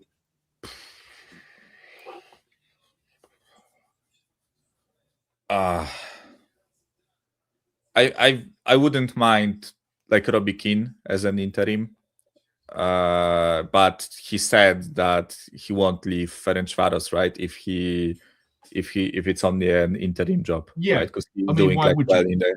Yeah, exactly. Like why would you? So as an interim, I wouldn't mind someone like him, right? Harry Redknapp, I don't mind, but he's like 80 years old, right? I don't want the poor fella to get a heart attack, right? Like You know what I two mean? weeks into the job. It was like what I said to Benji earlier. During the match, you'd probably have to take a piss 4 times, wouldn't you? Probably they would just probably strap a diaper on his ass and just, you know, go there. I wouldn't say no to Harry Redknapp. I wouldn't say no. Neither would I. Yeah, but it's tough because can I challenge you? Get an interim, right? Yeah, go for it. Can I challenge you on that first one? So you said Robbie Keane. Believe me, Mike, you are not the first person to say that to me. My question to you is why? And the reason why I asked that is, for me, here is a manager with next to no experience, and I couldn't think of anything worse than throwing someone like that into a club like Tottenham Hotspurs. So my question is to you: why do you feel Robbie Keane would do something? I feel like we'd eat him alive personally, but go on, I want to hear. It's really tough because, like, in general, I don't have like a good choice, right? Okay. Maybe I should start with it. Like, in general, I look at who is available, and I'm like, majority of the like good managers that I would like to come, like even De Zerbi, right, or like Xabi Alonso or Xavi Hernandez or other guys that are available at this moment in time, they won't come. That's the first thing, right? They will never take this shit show up on their shoulders, right? And try to get us out of the relegation. So we have to get either an interim or just one of those, like, you know, band-aid managers like Sam Allardyce, right? But as I said, like, I wouldn't really want us to go for Sam Allardyce, because for me that's like admitting that you are just a shit show, right? Yeah, that you are just dog shit. Like, I know we are dog shit, but I don't want the club to officially admit that we are dog shit, right? So it kind of leaves me with that, like, and is it fair to say you want someone connected to the club to come in? Yeah, that was part of my thinking. Just like, and I know it's not a good reason to bring those guys in, right? I know, like, completely valid criticism, or like a point from you that he's inexperienced, right? Robbie, in terms of like Robbie Keane, that he doesn't have the experience of like fighting for survival in the Premier League. I'm just going off the basis of, I just think the bunch of players that we have left, they just need someone to look up to, someone to just, like, you know, pick them all together, just, you know, give them not a hug in terms of like literally, but just you know, gather them together and say, you are not fucking going down. Like, you know, we are going to fight for every single thing, no matter the style, no matter the consequence. Like, just get points on the board, right? Because we are still in quite a good situation. When good, right? We are like 5 points ahead of West Ham, and I think just like 9 points, and we are probably safe, right? And we have winnable matches until the end of the season. So for me, it's just any means necessary. But I honestly don't know. Like, I don't have a choice right now that I'm like 100% sure this should be this guy or this guy or this guy, right? Unless they pull something out of the hat. And like, I don't know. For example, I really like the Stuttgart manager, right? But again, like, why would he leave Stuttgart in the middle of the season when he's fighting for European football to come here to Spurs and possibly damage his career and all that stuff, right? I personally want to come to Spurs now, exactly, for relegation, right? At this point in time, right? In the summer, that's a different thing. In the summer, I think we can actually like attract a good manager, right? I'm not saying like top of the top, because like everyone's saying that we should bring Klopp, like, get your fucking head checked in, right? Like, this is Klopp he would never come to this shit show, right? Not in a million years, no matter how much money you throw at him, right? But I mean, within reason, right? Of course, if you like, I know what you mean. give I him know like what £1 you billion a month, right? Then he's going to come. But So for long term, who would you bring in? Say his name. Please don't fuck this up, Michael. Who do you want to bring in? Hang on. Who do you want to bring in? Before you go long term, just I know it's a very random one, yeah, and it's not going to happen, whatever. But would you take Roy Keane in for the next 12 games? Roy Keane. That's fucking brilliant. I don't know if he's like if he wants to manage anymore, right? That's one thing, but I don't know, because it either ends in a total fucking like annihilation of this club, or he somehow just galvanizes them together and probably wins a North London derby or some stupid shit like that, right? But I'm not sure. I think that's like last resort thing. In my opinion, fucking question. Holy shit! No one else wants to take the job. Then just Roy. I mean, I must admit, Roy Keane is my favourite all-time player. Yeah, he was a player I always looked up to. He was, I mean, another player I love, whether he's at Arsenal or not, who gives a fuck, Patrick Vieira. I just love the way he was as a player. Because after I played in goal, I went right back for about 3 games. They got me out there as quick as possible and stuck me as DM, basically. And I absolutely loved it there. Roy Keane, I literally just followed the way he played. Is the way I tried to play. Just get stuck into the game. Didn't have the skill for it and whatever. So fuck it. If I weren't getting the ball, I was taking your kneecap out. That's just how I used to play. And Roy Keane, he would be the sort of person that I would want as my manager. Mm-hmm. Because like what me and Ben were talking about earlier, of like what a couple of the players have come out with, like with Frank having the lack of charisma as such. Mm. Me as a person, and I can only vouch for myself here. I could probably vouch for a few other people, but speaking for myself, someone like Frank standing there and telling me what to do, I'm going to find it very hard to keep my attention. Yeah. Someone like Roy Keane standing there talking to me, I'm going to be able to show him a lot more attention. Oh, okay. Yeah, do you know what, right? Fuck it. That's a mad shout, but I would go with that. I think I know that's fucking crazy because he's done nothing. But god damn, if you want a fucking leader, he's your man. Holy shit!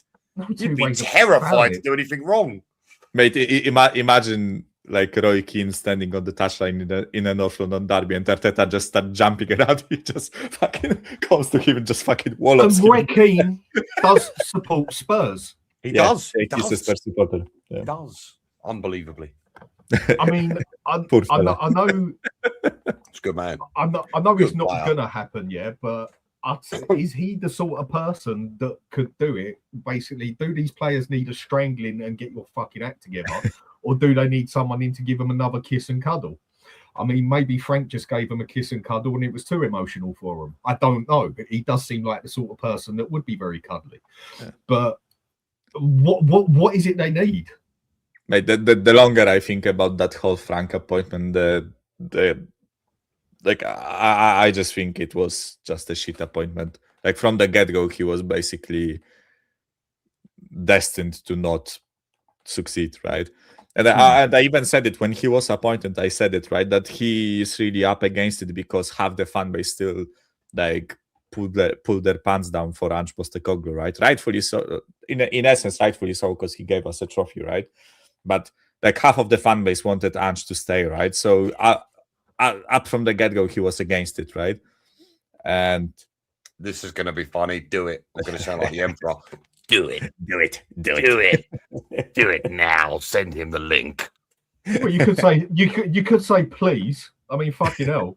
Alex, I'm not asking for fucking respect, but common courtesy, man. You could say please. So give me a please, and I'll quite no. Fuck that. Dude, you want to disrespect that? We better get a pretty please, mate. Yeah, yeah, and sugar on top. Carry on, Mike. I think they just need someone that will command a bit of respect, as in like have the personality. Because as I said, like Frank, for me, like whenever I watched any of his like press conferences or even some of the like backroom stuff and all that the club sometimes posts about, like, you know, the you know, in the changing room, the speeches and all that stuff, right? He just had an energy of a fucking just a dickless wet wipe, right?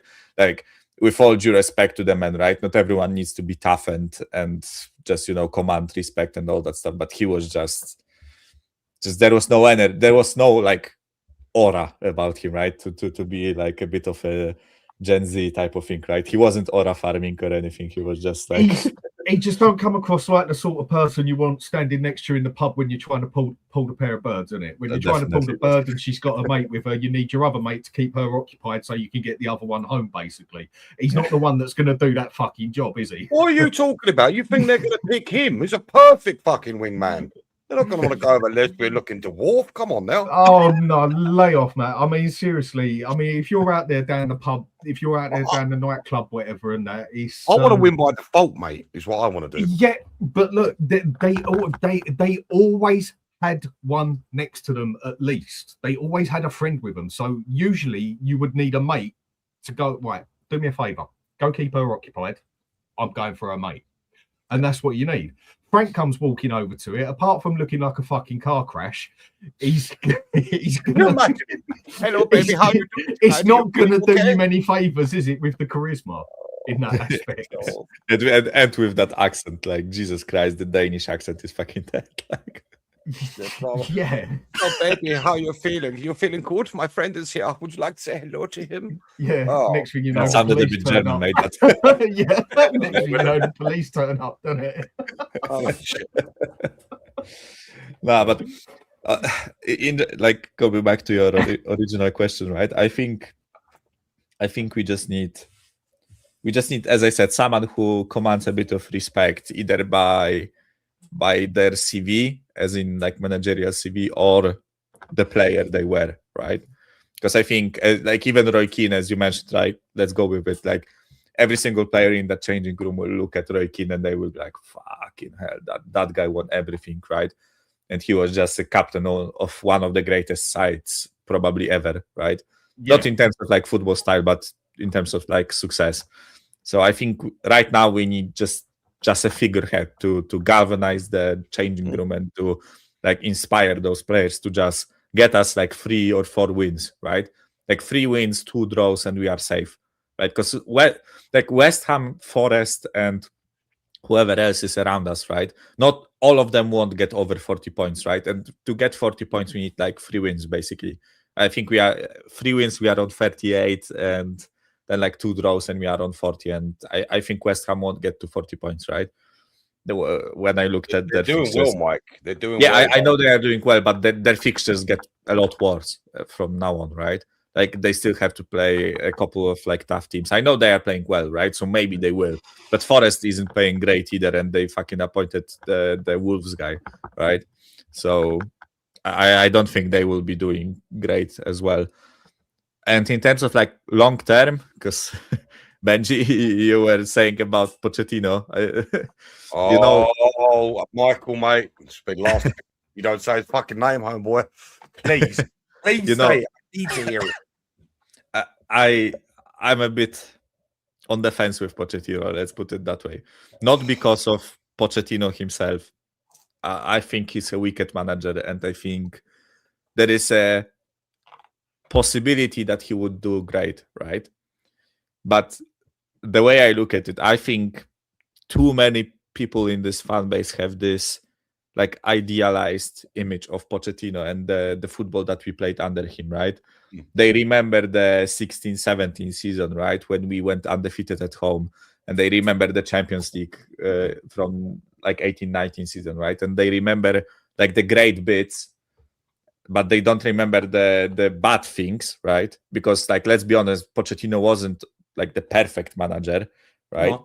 No. And Pochettino, when he came, he inherited a team that was better than this current one, or like arguably like similar, but it wasn't in an injury crisis, right? And it wasn't in the middle of a relegation battle. And he did make those players. Yeah, but it took him quite a bit of time to to create that team, right? And unfortunately, I have a feeling that people will remember the great times under Pochettino and don't remember the early stages, right? And we'll go through those early stages for like, if Pochettino comes in the summer, I think, assuming he succeeds, we will see the fruits of it in like 2 years, right? And unfortunately, I think people just won't have the patience for it. And me personally, I would rather keep the fond image of Pochettino and the good memories I had with him. So And do you just think it might tarnish a little bit? yeah, I think it will tarnish his legacy, right? Because people will have just an expectation of, like Pochettino will come, he will fucking, do great with this team. He knows this club, he knows us, he knows everything, right? And Pochettino will come and look at fucking Romero being late to the training ground, right? And half of them being in the hospital, and this guy being shit, that guy being shit, right? And he would just go, fuck, like, am I supposed to work with that, right? Sell half of them. And this is like one thing, this is what I said about Pochettino. And the second thing, unfortunately, I think the ownership of this club would bend him over again. Like, I think they would just use his love for the club and use his like fond feelings towards us and our club to bend him over and like do him dirty in the transfers again. Like, I don't know. I just have, it's not really like based on facts, it's more based on feelings. I just have a bad feeling about Pochettino coming back, right? Not in the essence that we will go down or anything like that, right? I just think it won't go as great as people think it will. Do you know what? No, I can get on board with what you're saying in terms of he wasn't the perfect manager. Look, I feel like with Pochettino, we grew with him and he grew with us. I can remember many things he didn't do right. Something I particularly didn't like about him, but he did get better at over time, was his tactical substitutions. I can specifically remember a game where I think we were drawing to Arsenal and Lamela was on fire. He was by far the best player on the pitch and he took him off and I lost my fucking mind at the time. And he done silly things like start Harry Kane in the Champions League final. Do you know what? For me, that's such a tough one. Kane should never have started in that final. But every single one of us would have turned around had he not started Harry Kane. Because listen, the medical team cleared him. I'll speak for someone, but if the medical fucking team cleared him, he's fit to play. All I'm saying is if we started Mora, okay, and still lost, it then would have shifted to, he didn't play fucking. There would have been fans that done that, yeah. But just because he's medically capable, fit of playing, that doesn't mean he's match fit. I hear that. And that's just common sense. That's not even knowing your football. That's just common sense. You can be totally fit, but if you ain't played football for what? How long was he out for? 2 months? 2 or 3 months, right? Yeah. Like, for me, the most like egregious. And that was his first game back. They should have brought him on with 20 minutes to go. That's the biggest crash out you'll ever see. Sorry. No worries. He must have been watching Spurs. I had the biggest crash out. As all I heard was something about a crash. No, do you know what he just said? He was playing at Spurs. He was playing at Spurs on FIFA, and he must have lost. What a fucking surprise that is! Holy shit! It's not particularly before coming on, I lost the Super Cup playing as Spurs in FIFA. Oh no! I'm yet to start career mode. There is the career mode a lot better on FIFA now, is it? Nah, it's shit as always. FIFA is shit anyway. I mean, that's this guy. He's saying that because he's too afraid to face me on it because he knows I'd whoop his ass on it. But you know, you're talking to 12 out of 15 in foot champs, mate. Don't fucking even try it. Of course we are. Whip your ass, Alex, my man. How are we doing? You're on mute, brother. Not in the best of moods, to be honest with you. Tottenham Hotspur doing it again. So you thought you'd come and join us, Alex? Yeah, not in the best of moods because Tottenham Hotspur doing things. And this, I stick by what I said. I said it on your show before. Tottenham Hotspur fans are the most deluded fans in the Premier League by none. The most deluded fans in the Premier League by none. And I'll stick by it every single time. Because when you say something and you're called negative for it, and then all of a sudden now, 360, 180, they start saying what you said a couple of weeks ago. Like people were saying to me about a fair few times. Johan Lang. When I went on, I don't want to say the show, but I went on the show. Football Heritage TV. I told them about Johan Lang, and someone said, "Oh, No, because Johan Lang's better than Pratagy, right? When it was not about that argument, it was about him not being a leader, Vinay not being a leader, right? When I was saying this every single time, because my eyes were always open when Daniel Levy came left, I said, I can't trust those two. Right? Everyone was looking, didn't listen to me whatsoever. The Oracle, Mr. Box Office, the Professor of Truth and Entertainment, right? Didn't listen to me. They didn't listen to me. But now, Lange is useless. Vinay, they're terrible. This is exactly what happens. You know what I mean? You know?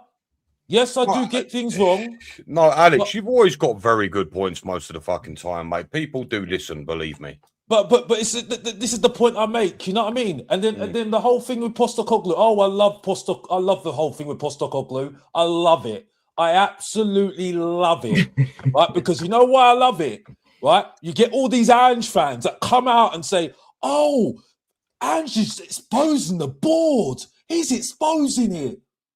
Wait a minute here. Did Pochettino say the same similar thing? Oh, yeah, he did. Did Mourinho say the same thing? Oh, yeah, he did. Did Conte have a little bit of a rant before he left at Southampton? Oh, yeah, he did. But all of a sudden now, Ange is the saviour. Is telling everybody that everybody knew something that they knew. Now, basically what you're saying is now all of a sudden people that despised him now like him for what he's gone and done. Exactly. It's just it's miraculous. It's absolutely miraculous. You know what I mean? You know? And when I said on this show, and even Mikel, even though I don't agree with him that much, big up to Mikel every single time, right? Even though me and him don't really agree with each other.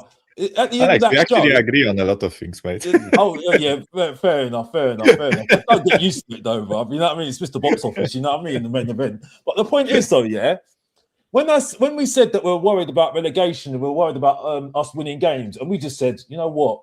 Don't care. Let them lose because we need to see some people squirm. We need to see some people squirm now because I don't think they're getting the message that we're actually relegation candidates at the moment. And it's even worse now from what we see from Paul O'Keefe. I'm nearly finished. A final point. Oh, you carry on, mate, all day fucking long. Paul O'Keefe has said it wasn't actually Vinay or Lange that actually made the decision. It was actually the board. It was the board. Yep. It was the board. So it's even worse. And you've got these people choosing the next manager. And do you know what? To be fair to this fucker, he's got a point. Oh my gosh, I'm just laughing. That's why I said this club is a fucking shit show. This club is a fucking shit show. It's the most embarrassing thing to say that every single time this club does it to me, they say, I didn't like Hotspur. I want him back now. I said Lamella was bang average. I want him back now. You know what I mean? Every single time, Harry Kane, I said he was a loser. I want him back now because I've got the below average Emil Heskey. And I've got Moani, who's not even doing nothing for me. You get what I'm saying? The most embarrassing football club of the Premier League by era, and the fans as well. And that's all I've got to say. Back to you, Alex. Benji, if I can quickly piggyback off of what Alex said, right? There is this like small fucking part of me, right? A really small one, right? That just wants to see this club relegated. Just so some people wake the fuck up and see what's going on with this club, right? There is like this small part of me that's just like, yeah, we won a trophy. Fuck this. Just get this club relegated, right? Start over. Maybe they sell. Maybe we just move on, right? Because like when I see the lack of willingness to take action against this board, right? Like, sorry, like I live abroad. I can't fly to London and organize parades against this, protests against this ownership, right? I can do that. It has to be people that live there, right? And when I see 20 people turning up to a protest, right? When we are in a relegation zone, right? I'm just like, mate, that protest was pathetic. Just what the fuck? Like I've said it to Brian, right? We were talking with Degel, and I told him that Legia Warsaw, right? Probably one of the few Polish clubs that you guys ever heard of, right? Legia Warsaw is in a relegation zone as we speak, right? And after the match they lost on, I think on the weekend, like the fans called the whole playing staff over, right? In front of the the equivalent of a south stand, right?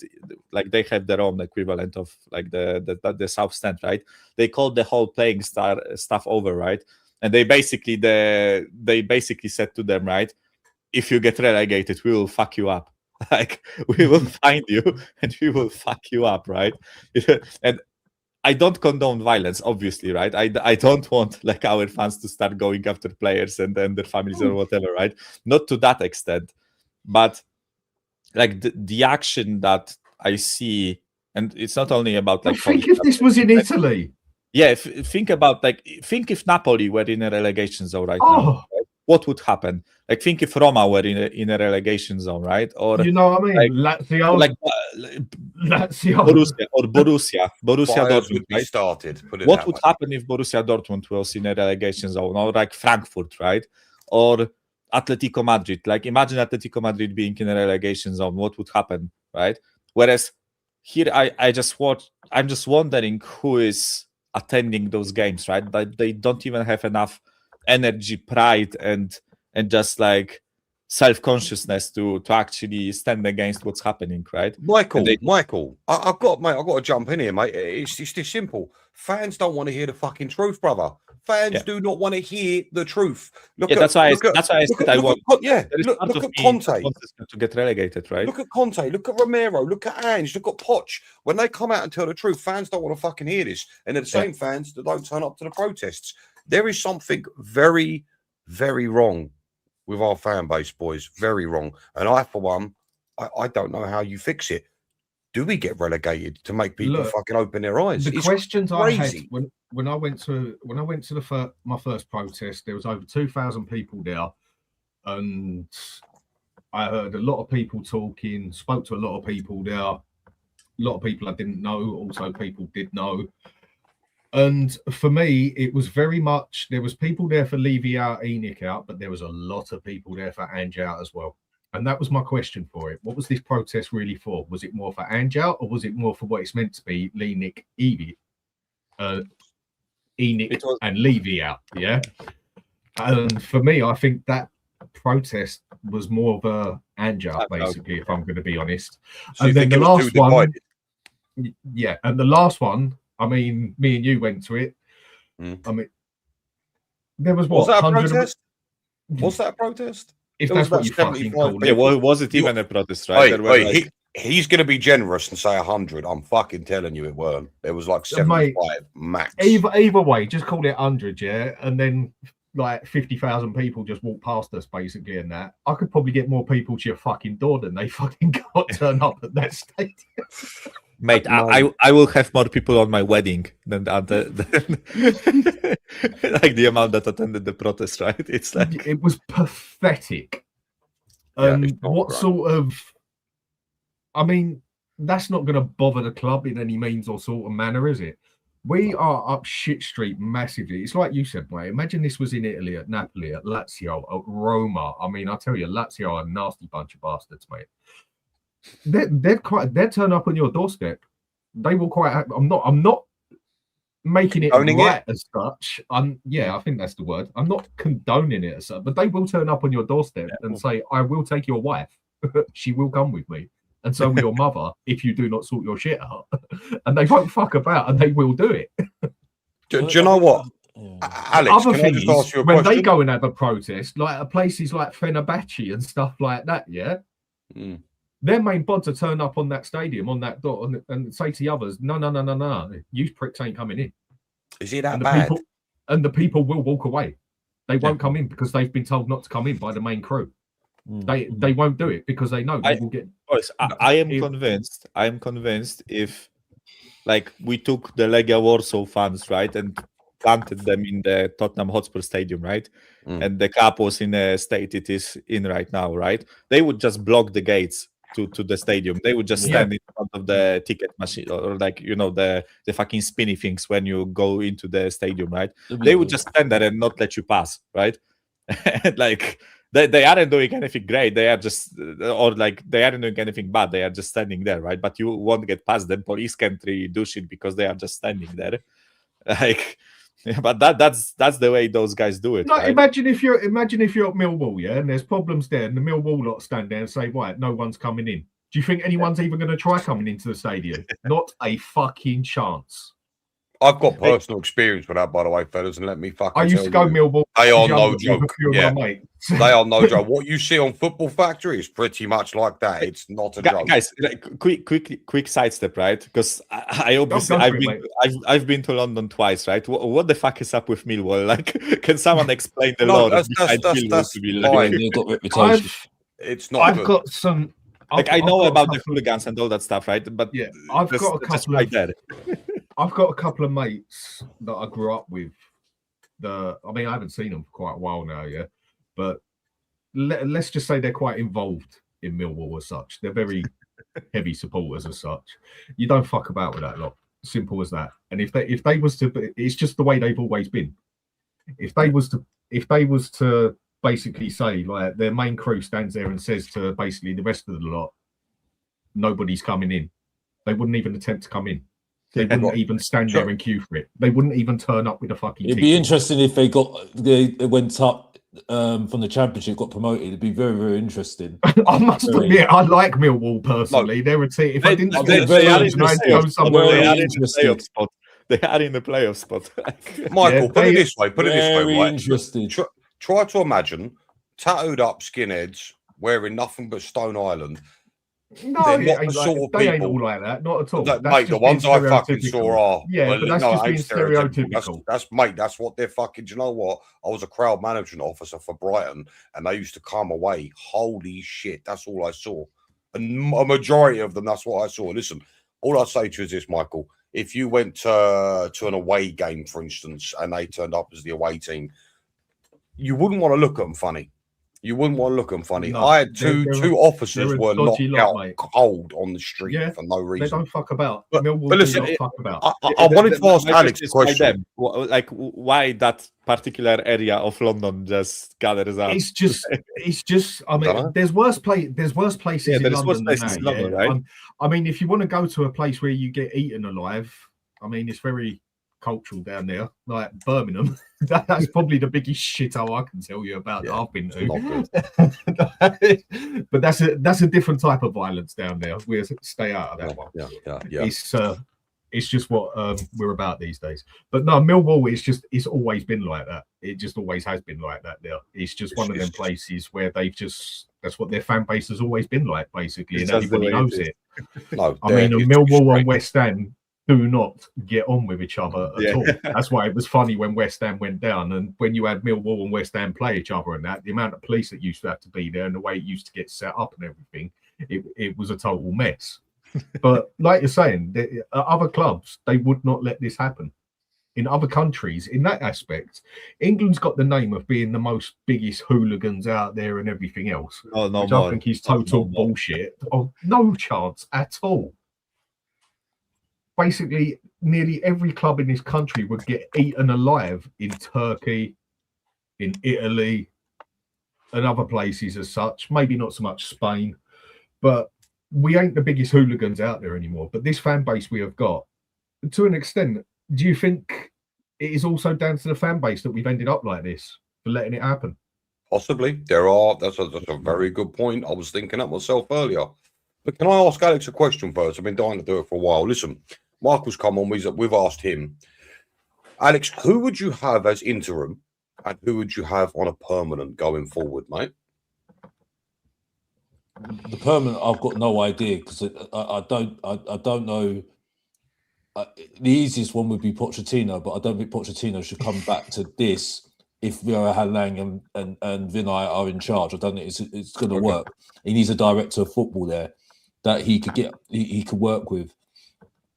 For interim, I've got two. Okay. Actually got three. Two as a duo. One, Mason, because he knows the club. And two, I have a player manager, Romero and Van der Ven, as a player managers. Because you know the reason why, and this is why I don't listen to the Ange fans that say, "Oh, Ange is this and Ange is that."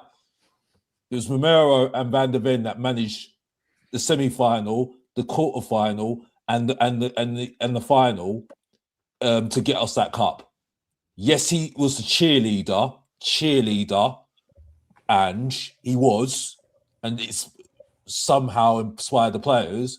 But who managed the team throughout that last part of that final was Romero and Van der Ven, which maybe is the reason why they've got the ego of thinking, well, why are we getting this guy when what has he won? And you know what I mean. So, just as a joke, a little bit of a funny joke, I think give it to Romero and Van der Ven as player managers. I mean, I was serious, you know. I mean, you mentioned Mason. Was that also a joke, or was that serious? No. No, as in no, because at the moment, there's nobody else for me. I'm hearing Sherwood. I'm hearing Harry Redknapp. For me, I think at the moment he knows the players. You'll know most of the players there, and at the moment, like I said, he could just. I think you can put a team together and just say, right, okay, here you go, get us more than 40 points and get us safe, and that's it. Because I'm hearing people saying, I don't know. At the moment, we've got no choice. I can't think of anybody else, because if you bring in somebody external like Turgid or something like that, he want it full time. Yeah. Right. And unfortunately, this is not for full time at the moment. We don't need a full time manager at the moment. A permanent manager at the moment. All we need is somebody that can get us galvanized to get us points. Right, yeah, Alex. Quickly to piggyback off what you said, like we can bring a permanent manager, but the ones that are available right now are not the answer, right? Just like as I said, like De Zerbi, right? I wouldn't mind De Zerbi in the summer, right? But right now, De Zerbi, that's like, again, I will say it again, that's like chucking another fucking grenade in the changing room, right? We already chucked 7, right? And De Zerbi is just another one. Like as you said, Alex, we need someone to just quickly put a band-aid on the fucking open, broken leg, right? And just get us enough points to survive. But my argument for having a temporary manager is mainly because in the summer you need to start this all over again. You need to start this all over again. This cannot be allowed to happen, though, boys. What we're doing right now, looking over our shoulder at these dog shit teams in a relegation battle, cannot happen again. Well, this is the point. This is the point why I'm saying temporary manager, because you need to get rid of everyone. You need to rip it all to shreds, right? Stop this. This is why French should have gone. He's not playing on all fronts. Get rid of this object of playing on all fronts. Competing on all fronts. Get rid of all that. Get an identity. Get a proper director of football, chief executive, football director.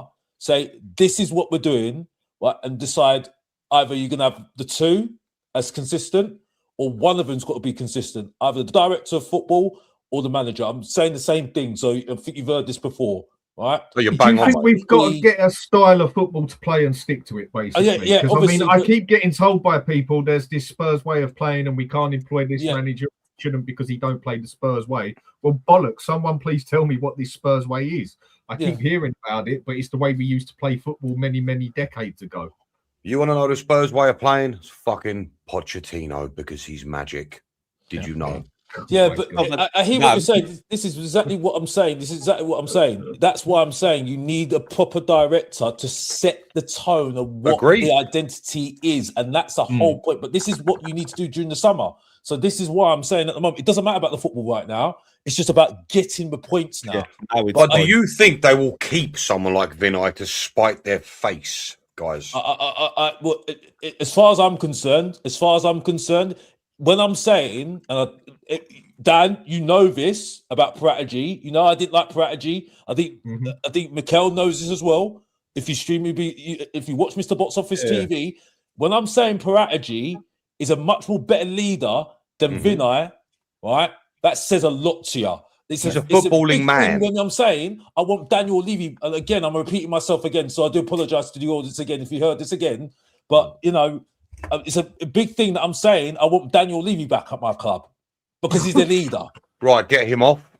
Get him off. He's a No, leader. Get him off no, right now. hang I'm on a done. minute. Hang on a No, minute. Benji, I I- would And he would rather have not leave it. allowed this. He would have Don't not you allowed this. fucking dare, any of you. I would rather No, leave it no, than no, no. Vinay. I would rather leave it than Vinay. Yep. And I said it. Like, Yep. I'm Because gonna go he with would you. have, he Go would on, have mate. never let this gone this far. He would never have got this far. Vi- He would have been out by now. He would have been like West Ham. Vinay is a fucking wet wipe, right? And he's a gunner on top of that, right? Like, there is nothing connecting me to Vinay, right? At least with Danny Levy, we had mutual hate, right? And with Vinay, there is just like he's no one for me. Like this guy wanted to keep Frank in the job, and it had to be the fucking Lewis kids that made him sack Frank, right? Yes. Like yes. if that doesn't scream incompetent, then I don't know what does, right? You missed a great the fact point that- from Alex, by the way. Holy shit. The fact that Parategy gave him an option, whether it was speculation or not, Igor Tudor, and they said no, right? And they kept on saying this when that rumor came out, whether it's true or not, it doesn't matter. The way that know what Parategy's like as a director of football, chief executive, knowing what he's like, he would have not put up with this. He gave him an option, and they said no. And as soon as I heard that, I was like, okay, we're in trouble here. Because he knows we're in trouble. All that rubbish about his girlfriend is loads of crap. Because Parategy is not, he ain't there to sing Kumbaya like I'm not on stream singing Kumbaya. He ain't there for it. Sorry, I know. I'm not because I am religious I think myself. the thing is with Levy- The point is though, yeah, right, okay, right. Don't get used to it. I'm getting. I said something personal. Don't take you. Don't Brentford used to scored. it. My point is though, yeah. My point is though, yeah. Right, is that he's not here for a joke. He ain't there for a joke, like I said. And as soon as he saw that this is a joke club, he said, and he even said it. He even said it. He had a bit of a smug comment against when we got to gone to Fiorentina. He had a message saying, "This is a proper club. These are serious owners. These are serious people." He even said it himself. He was said it himself. They're great themselves. See, he had a little dig at Tottenham again. So if that doesn't say a lot to you, it just says a lot to you, doesn't it? You know what I mean? The thing is, at least with Levy, you knew where you stood. At least with Levy, when it came, I mean, I never thought I'd be saying, but I've been one who said for a very long time, he's done a lot for the club, but there's a lot he fucked up as well on the football side of it. There is two sides to this story, maybe 3 or 4 as well. But at least with Levy being there, you would have still had a strong thought that, you know what, on the last day of the window, there is a 60-70% chance that we get someone in there. Yeah. With this fucking prick, you just did not have a clue. You did not have a Scooby-Doo if anything was going to happen. At least with Levy, no matter how much of a tosser the bloke was, you knew where you stood. And another thing with Levy, he weren't scared to make a fucking decision. Is this where we are as a club? Do you know the worst fucking thing? The worst fucking This thing is where we are. I Trust can't me, I fucking didn't want argue with you either. That's the worst thing. I didn't want to say that, but that's how I feel. Benji, No, I agree. Benji, I had to do it with Højbjerg. I had to do it with Højbjerg. I hated Højbjerg. I kept on arguing with Ellie. Bless her heart, Ellie, by the way, she's lovely. But the point is, I used to always argue. Me and with Ellie said, said to everyone, keep him. keep It was him, only me and Ellie that backed him right? up. And as soon as he left, I was like, and I saw what was coming in. I was like, oh shit, I miss him, and I had to admit it. I hate Tottenham for this. I hate it. Yeah. I had to admit about Bergwijn. I had to admit about Lamella when we got Gill in. Gill. And we got the wrong deal. Like, they got him for 5 million. We got him for bloody Gill for how much? 25 million. 20, wasn't it? 20? Yeah, 20 million or something like that. 25 and Lamella, right? Exactly. Lamella. Yeah. And he'd gone on to do things at bloody wherever he went to, Seville, I think it was. I mean, this is what the club does to me. I regret when people leave. It's annoying. It's annoying. They just don't get anybody better. Alex, I already Pure incompetence is what it is.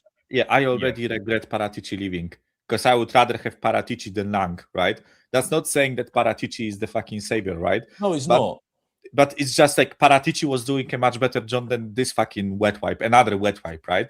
Like I don't know if you guys like sense the common theme with the way I describe this cup, right? But Frank was a wet wipe, Lange is a wet wipe, Vinay is a wet wipe, right? They all are just incapable of making hard decisions and just being like and inspiring people around them, right? If you run a club, you need to, if you run a company, not even a club, if you run a company, you need to be tough. You need to make decisions, right? You need to make harsh choices, right? You need to risk. You need to take risks, right? And this Levy is weren't something scared to make a decision. yeah, I'm not saying he made the right ones.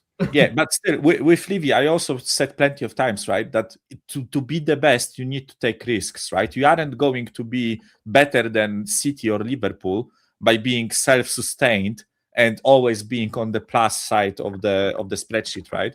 You sometimes need to take a risk. You sometimes need to slap 300 million, right, and risk not getting Champions League, right, just to improve the squad and just to reap the benefits in a few years. He never did that, right? But he still did more than the guys that are in charge right now. Paratici, the same thing, right? Paratici, like if we are to believe the reports, wanted to sack Frank after Arsenal or Chelsea, right? Yeah. I said it like a few minutes ago that Brentford scored, right? Sure. But yeah, after Chelsea or Arsenal, he wanted to sack Frank, right? Because he foresaw what was going to happen, right? And it would have been a risky decision, right? And it would have been a controversial decision if he did it, right? But still, like Lange and Vinay wanted to keep Frank in the job. Like for the love of fucking God, like this was beyond repairable with Frank, and they still wanted to give him a chance. That's just borderline. Like I don't want to use the word that I want to describe. Say what you want, mate. Say what you want. Do it. Say it. That is borderline retarded. Like that's borderline just fucking cancelled. Mikel, reports were saying players were coming up to the board and saying this guy needs to be sacked. They weren't happy with him. They weren't happy with him. Do you know the what? Players were not happy with him. Do you know what? This I is a will step back. Conversation. I think you're This right. is how bad it was. This is how bad this is. This was a long time coming. The players were not happy about Frankie's methods already. So if that doesn't spill out to you about these two at the moment, and it's incompetence. It's like I said before, right? They did the dirty on Daniel Levy, and what you do when you're somebody big's leaving, what you do is you get somebody in to just pass over all the work, right? Pass over, yeah. When you start a new job, like you get that person that's in that role to pass over the roles that they do, right? Right. Yeah. What they did, right? They got rid of Levy, right? And they said, "Oh, we're going to play on all fronts. We're going to go and give it ambition." Next day, they said, "Oh, shit. Oh, shit. We got to do it now. Oh, my gosh. We just let go of the guy that did everything. Isn't it? Daniel Levy. Oh, shit. So, oh, no. Okay, Vinay, you're now the chief executive now. You're the CEO. Lang, you've got to do this. Oh, we need somebody to get the transfers in because Lang's just the only person. Get Paratici back. Get them to work together." And that's what it looked like. They didn't think, maybe we need to think, what does Levy does? What is the role? What's all the roles and responsibilities Levy did? And they didn't take that into account before getting rid of him. You know what I mean? Well, the thing is, now they have about 2 or 3 people doing each job, don't they? Yeah. And that's not a good thing either. Yeah, but it is. You know, it is that's how considered things normal amongst clubs, mate. That's not. It's not a No, it's not. a No, it's not. regularity. No, that's not normal to have 3 people doing one bloody job. No, fair enough. But the power You is usually spread. have one person. Yeah, power spread. But you Levy have one was person for each irregular. job, basically, and then you have your main man there. Yeah. And when you've got 2 or 3 people doing that one job to make the decisions, that's when people start clashing. Yeah, but as you said, like, who the fuck has 2 directors of football? Like, give me one club that has 2 directors of football, right? And I specifically directors of football, right? Because they will have like a director of football and the guy that takes care of like the youth and the loans and whatever, right? But the guy that takes care of the youth and the loans is working under the director of football, right? It's never on equal terms. When you put, like, what fucking company has two CEOs? There is one person making, like they have a board of directors, right? They have a board of directors. It's not like the CEO is making decisions all by himself. He has people to take care of different things. But when push comes to shove, and when you have to make a hard decision, there is one person making a decision, right? And in our case, it was Daniel Levy, which was wrong.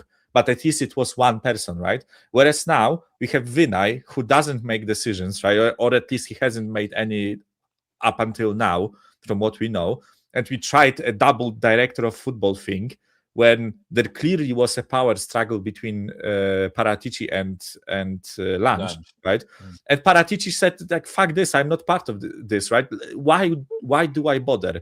Like, if Fiorentina is on the board, right, I'm coming back to my home country, right? I'm going to be working in an environment I know, with people I know, and in a country I love, and I'm going to be the boss, right?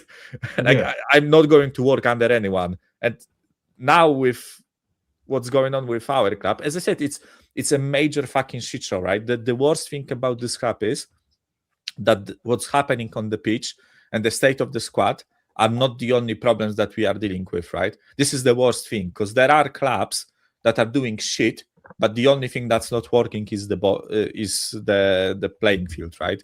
It's the manager or it's the squad. With us, it's everything. Yeah, with us, it's everything. It's the players' mentality, it's the injuries, it's the manager, it's the board, it's the scouting, it's the director of football, it's the fans, right? Everything is fucked up. So, like, completely. As I said at the beginning, right? The less I think about Spurs, the better I feel. Just like if you actually start thinking about what's going on with this club, right, and what needs to happen to fix this fucking mess, like, I don't know. I don't know if it's even fixable without something drastic happening, right? And for me, the two drastic things that can happen is A, the ENIC sell and we get new owners and they sort the shit out, or we get relegated. Like that's the way I look at it, right? That's where I'm going to go. Yeah, I mean, I've brought it up before as well. Do I want to see Spurs go down? No, of course I don't. There. No, of course not, right? But you know what? Would I be willing to take that gamble for Spurs to go down if I knew that ENIC would fuck off? Yes, I would. Now, people have said we wouldn't be able to cope because of the money, because of this, because of that. No, I disagree. And from what I've read and checked up, we would quite easily deal with the money side of it. Why? You can thank Mr. Exactly. That would not change. You can thank Mr. Levy for that. Yeah. The amount of money we would have coming in out of the football would still cover the payment for the stadium and everything else. It's just we would have lack of money coming in through the football. Mind you, we'd still have the money for coming down and everything as well, wouldn't we? We would have enough money to parachute payment, right? A parachute payment. We would have enough money to cover ourselves. Would we come up straight away? Who knows? But Aston Villa went down for a couple of years, came back. West Ham have done it. Newcastle have done it. Sunderland have been up and down. Others than that. I think we are a big enough club that could go down and come back up within the next 2 seasons, yeah? And the money side wouldn't be a problem because Levy got it sorted that it's a set payment for the next fucking how many years? It's not going to change. Yeah. And the money that we make out of the stadium, out of football, would cover that side anyway. We just wouldn't have as much to cover us in it. And we'd definitely have to get some bloody good scouts and everything else. But would you three be willing to take that gamble that if we went down, you knew ENIC would fuck off? No. I think this club makes too much money as a whole for them to far. You know what? I think it's that's not what I'm asking. I'm saying if you knew that ENIC would fuck off if we went down, would you be willing to do that? Yes. Yeah. You know what my only issue would be then? If ENIC fucked off, right, and we went down, the only issue for me would be finding where I can watch championship matches. Because it's not broadcasted in Poland, so I don't know. I would probably have to go I would have to find the other thing I find a bit of a joke is that when it starts coming up, ENIC are going to sell this and that because it comes up every now and again, doesn't it? Yeah. And I see a lot of people talking, I see a lot of people on chat and everything else and that. And that's all I then start saying is, well, I don't want those people as owners. I don't want these people as owners. I don't want them people as I don't give a fuck where these people come from. I don't give a fuck what religion they are. I don't care where the money comes from. I don't want oil money. I don't want blood money. I don't care if the money comes from I don't care if, like I say, I don't care if the money comes over from a plane from fucking Colombia. As long as it gets spent on the bloody players and we get better as a football team and start doing shit, I couldn't give a fuck where it comes from, yeah? Do I care whether it's Arabs that own us or Jews that own us or Christians that own us or Muslims that own us? I don't care. As long as it goes on the bloody football. But as all I see everywhere is, oh, I don't want oil money. I don't want this. We're this sort of club. We're that sort of... We ain't a religion. We're a football club. Simple as that. Yeah? And I want owners that want to win at football, basically. Yeah, they got to look after the business side of it because business is a massive part of football. And it is what it is. But we just don't seem to give a shit about the football. And we haven't done for many years. Do you know the worst but thing? The last part I'll ask on it. Yeah. Do you think Levy actually just did the best he actually could and fucked up a hell of a lot in the process? Because he wasn't the main man. There was always people above him. And do you think he's just been the easy target as such for the past 20 odd years? And now all of a sudden Levy's not there. People are now panicking on who the fuck do I blame? Well, I do think because Levy has control over everything. When you've got something, I'm trying to think of an analogy, but I can't think of it on the top of my head right now. But he was part of the problem. He was definitely part of the problem. I mean, I kind of woke up when the way he treated Pochettino. I mean, I would say also there's Martin Yeo and Harry Redknapp, but I think the Pochettino one was because I thought Pochettino. We got so lucky with him. I think we got so lucky with him. But yeah, I do think he has been something of someone that's protected the Enoch, and you know, but you know the owners. I think he has been that guy, and. I think when he started, I think he was very raw and didn't know what he was doing in terms of doing that as a football guy. And then I think he's got, as the years have gone by, I think he's learned the way that he does business as a chairman, and he's just ran with it, and it's worked for him. But throughout the way, I think because of mistakes that have happened, especially with the way he's treated certain people like Martin Yeo. Harry Redknapp not giving the players that he wants, knowing exactly how to move on the club to try and get them to the next level. And I think the latest one was definitely Pochettino. I think that's caused a lot of problems. And I think also the fact that I think that the football side he's made mistakes, but ultimately to answer the question, I think he's been a scapegoat. He's been a scapegoat, I think, in that sense. But he has made mistakes, major mistakes that have not really helped us. You know what I mean? You know, he's been that. You know, he's been like that board that. He's been like the board, and then there's the behind the board. It's just the owners that we don't see. Yeah, and they've just not been able to see. We have not been able to see them. But now you take that board away. Now you can all see now that Daniel Levy was just protecting them. You know what I mean? I mean, for me, I'm the opposite side. I think Daniel Levy is single fucking handed to blame for the players, the world class players he could have brought in. That he tried to fuck clubs around with 5 million there, 10 million there. Players that could have changed the course of our club's fucking history. So I'll have no one tell me he's this fucking. Look, listen, I'm sure. But if he was only given that certain money to work with, because that weren't his money to make to fuck about with, basically. He was only given the money from upstairs. That weren't his money. Do you know what? From what I understand, the money we spending that sort of money that we were looking at, I don't think has been the problem. Look, listen, we all know what he's like. We all know what he's like when it comes to transfers. And you got to understand, for me, transfers in football is one of the biggest things. And he has cost us world-class players that now we talk about have gone into legend.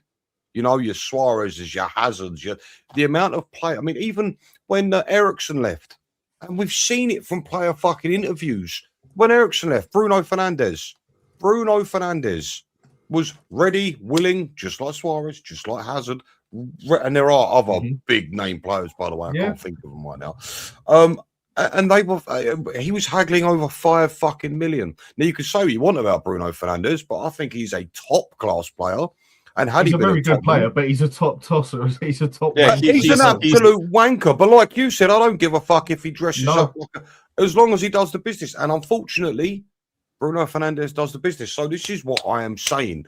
Like, the way he negotiates, he mugs people off.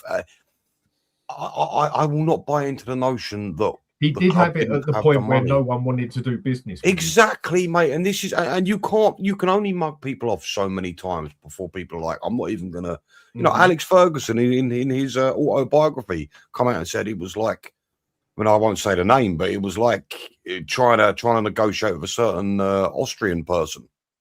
But in one aspect, you look at that. That's actually what you want your chairman to be like with selling a player. Selling a player, selling one of your star players. I mean, you've got to admit, for what he got for Harry Kane with a year left on his contract, was fucking incredible. 100%. But how often did even what he got for Ericsson with 6 months left was bloody good. But Dan, this is another problem. How often did he do that? What are we? We're known as a club that cannot sell players. Levy was refused to, and let them rot at the club. Refused to sell players because people didn't meet his, his valuation of players that, for all intents and purposes, were shite. That he also overpaid from. He paid 50 million. I'll say it one more time: 50 million for Richarlison. 50. I wouldn't pay you 50p for Richarlison. I'd feel like I want something on top. But some of the players, I would demand you to pay me to take Richarlison. Right. So this is what I'm saying. So not only has he fucked us bringing people in, but he's also not sold people at the right time. Yeah. You know, and it's if I can, right? Because I get where you are going with this question, Dan, right? But it's in essence, it's quite impossible to say like which decisions were up to Levy and which were up to Lewis's, right? The fact is that he was the face of the club, right? And he was the chairman, and he was, in essence, in charge, right? I know that when he wanted to spend money, it was Lewis who was making the decisions, right? But nevertheless, like as Benji said, he fucked up multiple times, right? Like he deserved to go. I wanted him to go, right? Yes, same.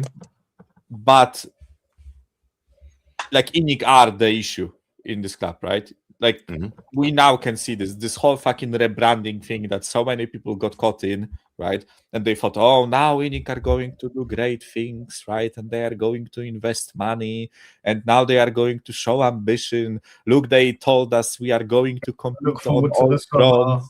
Yeah, look forward to the summer, right? And this first summer, we are only doing this much business because we are preparing, right? And look, January, we are going to bring in fucking Marmouche and this guy and that guy and fucking everyone, right? And we end up with fucking Conor Gallagher and 2 18-year-olds, right?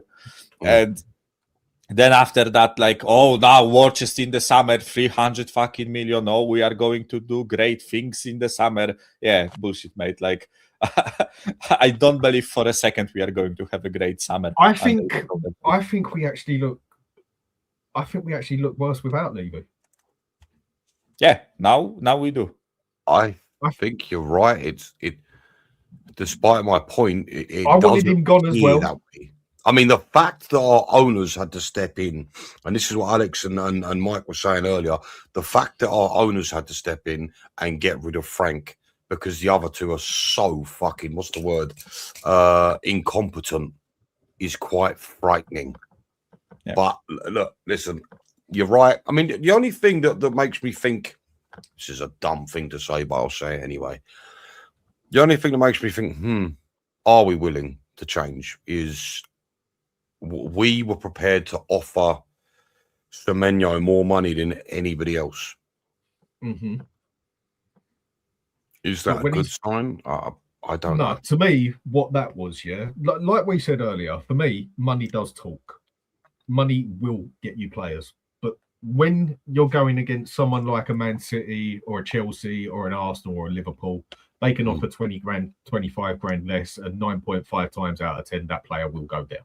But this is when you've got to be smart and target just before that point. Yeah, exactly. And this is where you need the scouting team. Fucking point, exactly right. There is like fucking thousands of players in Europe, right? Like, and the big clubs that can offer more money and have more pool than us are like what, 20, right? And 20 clubs want to buy like how many players in the summer? Like 120 or something like that, right? Each club buys 6 players. Then there is fucking 1.8k players that you can choose from, right? Just slap the fucking money and you will find great talent, right? Like I can point to players that went to fucking Forest and Bournemouth and Fulham and other clubs like that, right? That would be better than what we have at the current point, not even like including injuries, just overall. There were players that are better than what we have in the whole squad that went to fucking Fulham, right?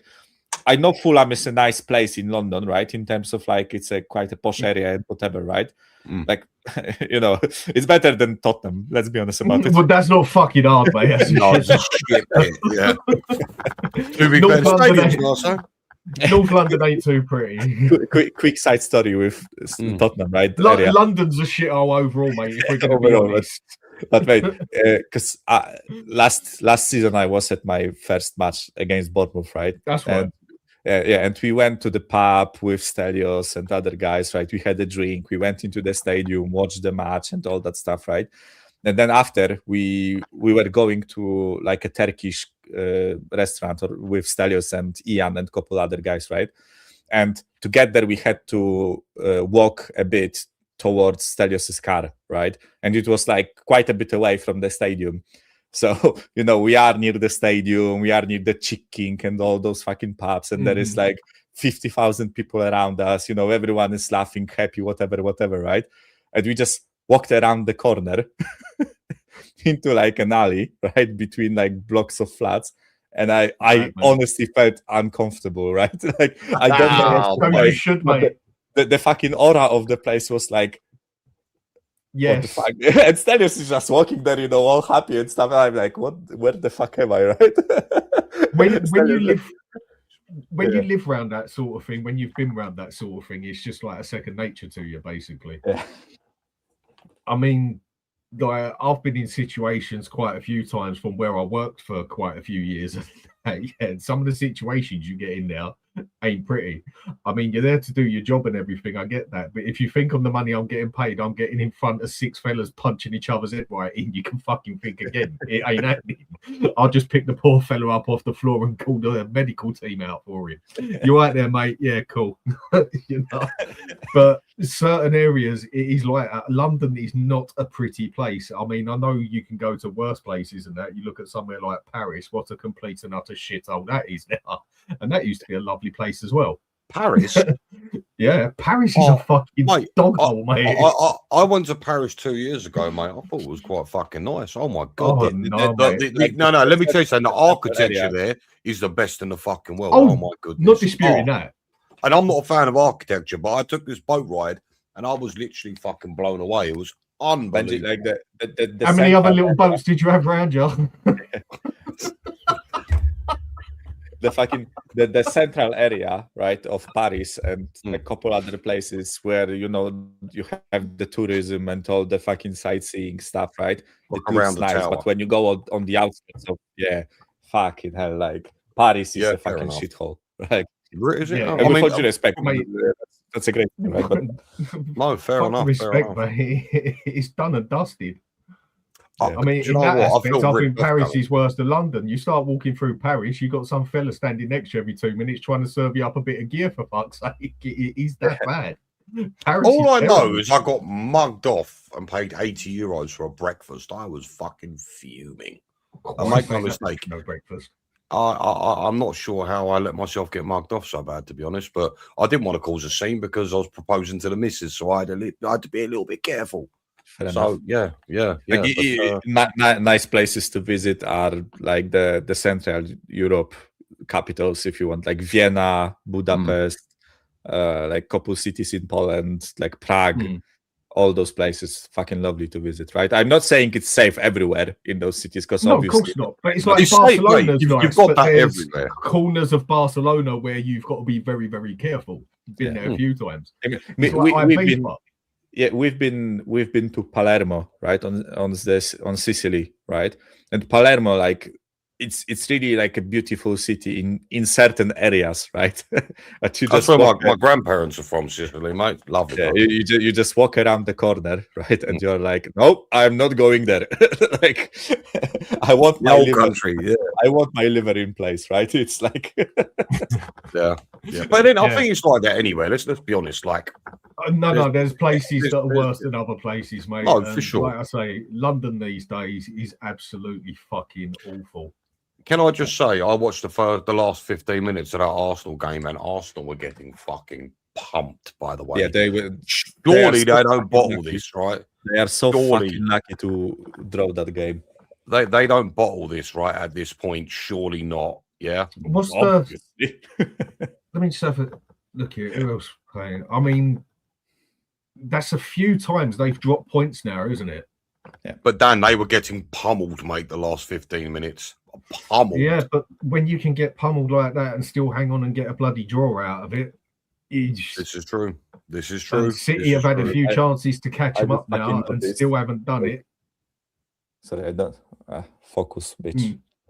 Sorry. Do you what? see like Atletico Yeah. are winning 4-0 against Barca? The fuck? Well, I mean, I wish it would be as easy as that for us at the moment. Yeah. I mean, I just don't know where we're going to go now. I think there's a chance we can go down. And that's the bit I really don't like, because I do think there is a chance that we do go bloody down. Yeah, so do I. Like, I first thing I said when I came on, right? I don't think people realize how fucking bad it is at this point, right? Like, last season, I felt it was bad, right? This season, it's not even comparable. Because, like, last season, I was getting pissed that we are losing matches, right? And I was getting, like, angry that we are conceding stupid goals and all that stuff, right? But we are never in danger of going down, right? Like, pretty much from February onwards, we knew that we are safe, and we knew that Europa League is the only thing to play for, right? And we won the Europa League, which was great, right? This season, we are not winning the Champions League. Like, I am 100%. That depends if they. No, hold on, no, mate. That depends if they don't. You know, if they bring back Ange, mate. You never know, son. You never know. All right? The third season is always better than the Yeah, second, boy. right? Yeah. Imagine. No, but on a real, right? We are 99.9, and you know, there's a fucking 9999999. long range of nines. We are not winning the Champions League, right? Because obviously there is like a small chance, but and in the league we are actually in danger of going down. And I think the injuries that we have right now are worse than what they were last season. Like, Mikey, let me ask you. Give me a percentage of we won't go down in your mind right now. I'm 50-50 personally. I think, Dan, you said, what were you? 70? I'm 80-20 at the moment. I'm 80% we stay up, but there's that 20% we can go down. yeah, like 80-20, I think. Like still, And then I think it depends on who we get. I in think that's next. really confident, if you don't mind me saying. I actually It's, think for that's me, quite- depending who we get in next is where it changes for me. I'm convinced it'll be Heitinga to the end of the season. Convinced. Because I don't yeah, trust football to make the right decision. probably it will be Heitinga. But 80-20, That won't be good. I'm No. not sure. It's hard to put it in percentages. Like 70-30 for me, like 65-35, something Okay. like that, right? Because like I still think we are in a not favorable position. Like we are a bit better points wise. I wanna hear this. Points wise. only points Okay. wise than Forest Okay. and West Ham, right?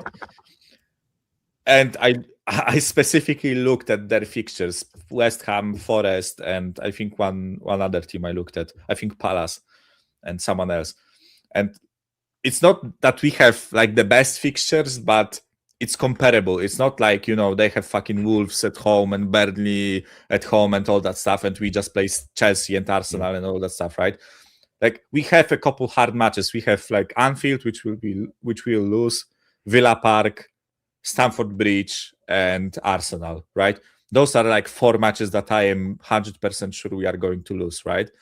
But then other fixtures, when I look at them, I'm like, maybe. Like, with a manager that sorts this shit out and just plays for points, right? I think there are winnable fixtures. We play Leeds at home, and I know, like, I know our home form is absolutely dreadful, right? But I still bank on the new manager coming in and actually like making us at least a bit better, right? So we play Everton at home, last day of the season, which probably Everton won't be playing for anything at that point because they are like safe from the relegation and they are too far away from the European spots. So like we have Everton at home, Leeds at home, we have Brighton at home, which Brighton aren't doing great themselves. And no, they're not doing too tough either. And they're still better than we are, though. And we have Palace at It's not home. hard. Oh, yeah. And we have Palace the at question. home, right? Yeah. Which I'm like, maybe we can get some points from this, right? And then there are like couple other fixtures when I'm like, maybe on a good day we actually catch someone off guard, right? So I think there is potential of us winning like 3 out of the next 12 games, right? And like drawing 2. And I think this will be enough to just get us enough points, right? Fair play. And the other I've thing got a is, we question. can't, like what's said here, we can't win at home for shit. We No, are we can't, absolutely. but that might the way we change play at under- home is relegation. Yeah. No, look, listen, fellas, I that's want to ask you a question because I was told that this was fucking ridiculous. So our next game's Arsenal. We all know that, right? Yeah. How do you guys think it's nuts when I say if we do bring in an interim and it's not going to be Heitinga, would you bring in an interim before or after the Arsenal game? See, me personally, I'd wait till after the Arsenal game because I feel like a new manager bounce for Fulham and Palace. Maybe we pick up points there. Is that outlandish to say? I want to know your opinions. I can see both sides to it, as in like, fuck it, let Frank stay and get battered by Arsenal, and then he can go. I think whoever comes in, they get battered by Arsenal. Or get the new manager right. in. Or get the new manager in, and if for some strange messed up reason he managed to beat Arsenal, he'd already have the love of the fan base just like that. But if he loses to Arsenal, I don't think no one would blame him anyway because they are significantly better. For me, I would bring an interim right now because we still have 10 days until the game. So they still have like a bit of time to at least do something with the squad, right? Because then after Arsenal, we go back into playing like every week. Then there is like Champions League. And, it gets a bit more messy. Right now, in 10 days, maybe he can just like give the players a general idea of like how the new coach wants to play and all that stuff, right? So, but I get your point. Like, can I explain it? Can I explain it? Yeah. This is just my thoughts on it, Mike, right? So I sit there and I think to myself, new manager comes in, an interim comes in, and he fires the players up. I'm like, yeah, we can do this. And then we get battered by Arsenal, which I think will happen regardless of who's fucking in charge. If we get battered by Arsenal, I then think that puts them back down a step again. Whereas if you bring him in after the Arsenal game, and I know this is just not having any faith, but I'm being a realist here. I don't think you can bring in anyone, and I don't think we beat Arsenal. I'd love that to happen, but let's be real, it ain't going to happen. So when I say that, I'm talking about bringing in, getting that big new manager bounce and playing a lesser team like your Palace, like your, who was the other one? Palace and Fulham. Fulham would be the next game. So that's my thinking behind it is all. Like, do you know what I mean? So you hype them up for the Arsenal, still lose, and then you're back down again. Do you know what I mean? Like, you want to build momentum, and I don't think doing that with a loss against Arsenal, which is the highest probability, is going to be a great way to go about doing that. But it's just my opinion. Yeah, I get that logic. I get that logic, right? There is two sides to it, isn't it? I mean, it's like what Mash and Joe's saying here. Like Spurs can really derail Arsenal's title hope. Shock of the season it would be. Yes, it would. I mean, because I suppose we can go into that game. We've got a lot to lose as well. We've got a lot to play for in that game. We're playing not to end up in a severe relegation battle, because if we end up going and losing that one and then West Ham go and win, they're only 2 points behind us. But we can lose these games. Liverpool's, Arsenal's, we can lose these games. That's okay. But we can't be losing against Fulham. We can't be losing against Wolves. You know, these are the games to me that are more important, because they're teams that theoretically we should be able to beat. But I mean, with, that's yeah, go on, Mike. with Arsenal, I always say this, right? There is an element of like pride on the books, right, for those players. Yeah, Well, there like- wasn't yeah. in the first game. Yeah, but I mean, partially because of Thomas Frank's approach, right? I Back did 5 question that fucking with him. DMs, right? But the way I look at it, right? Oh, let me piggyback a bit. Like when we had that game against City, where like half of the fan base wanted to lose and half of the fan base wanted to win to get Champions League, like first Ange Postecoglou season, right? Like 2 years ago, and then people made a comparison to this season where we played City and half of the fan base wanted to lose to City to give them points to chase Arsenal or whatever, right? I had a much different approach this time, right? Because at that time we played Arsenal at home, lost 2-3 to them, right? And then we played City.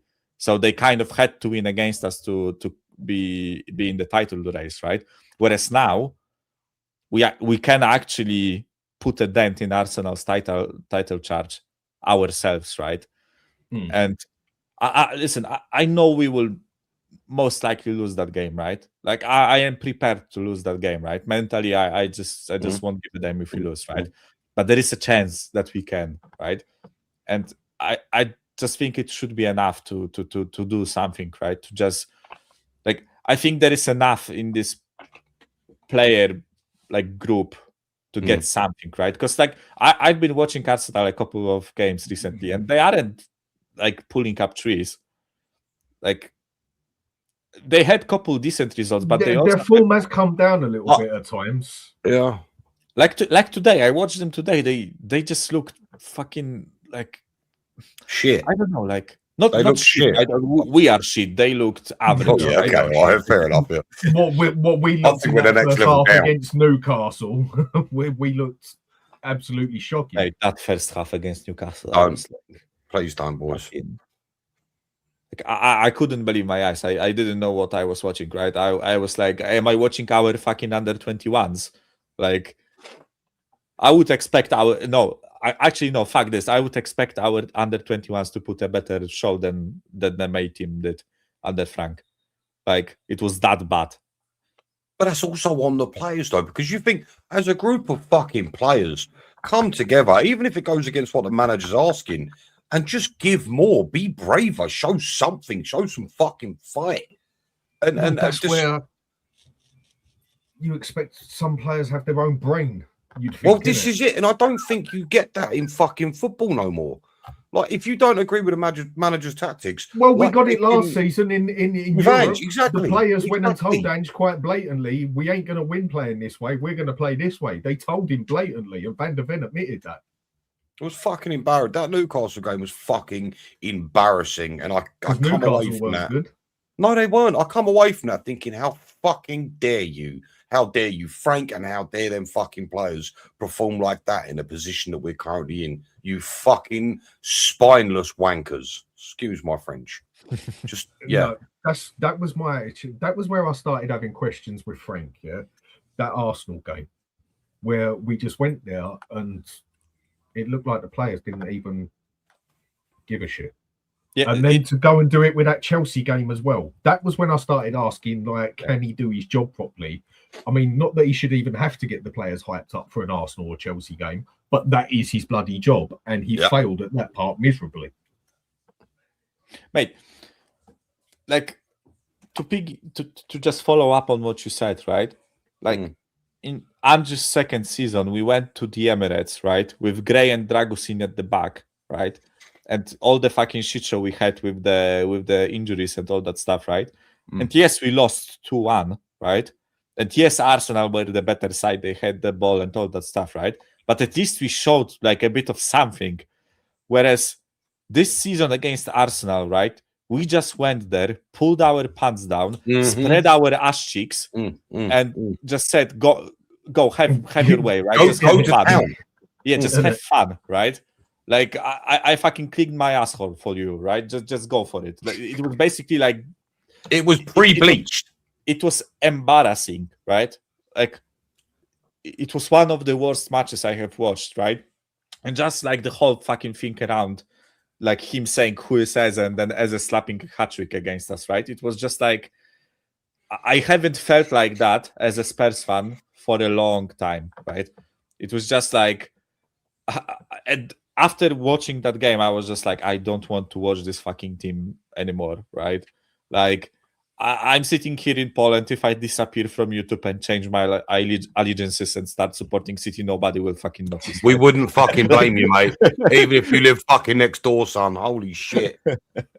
No, but then you could see me with fucking City shirt or something, Mate, right? But it's gone through my mind. If I wasn't programmed Tottenham, mate, fuck me sideways. I'd be gone. Yeah, but again, back to that Newcastle game. I thought that Newcastle game was almost as bad as that Arsenal one. Like, I'm sitting there and I'm watching what's in front of me, and I'm looking at the attackers, thinking the attackers don't trust the defenders to defend. The defenders don't trust the attackers to attack. Yeah. It was a shit show. Like, and the thing is, it's like completely devoid of any confidence. And that for me is where you've got to stand and show some fucking fight. Like, you could see everyone who received the ball was scared to fucking lose it. Like, where's your fucking pride, your professional pride? Fuck the club. You're representing you're representing your family, yourself, your children. No words, boys. No words. Absolute fucking disgrace. Disgrace. So what do you think is going to happen with that Arsenal game then that we got coming up? Easy win.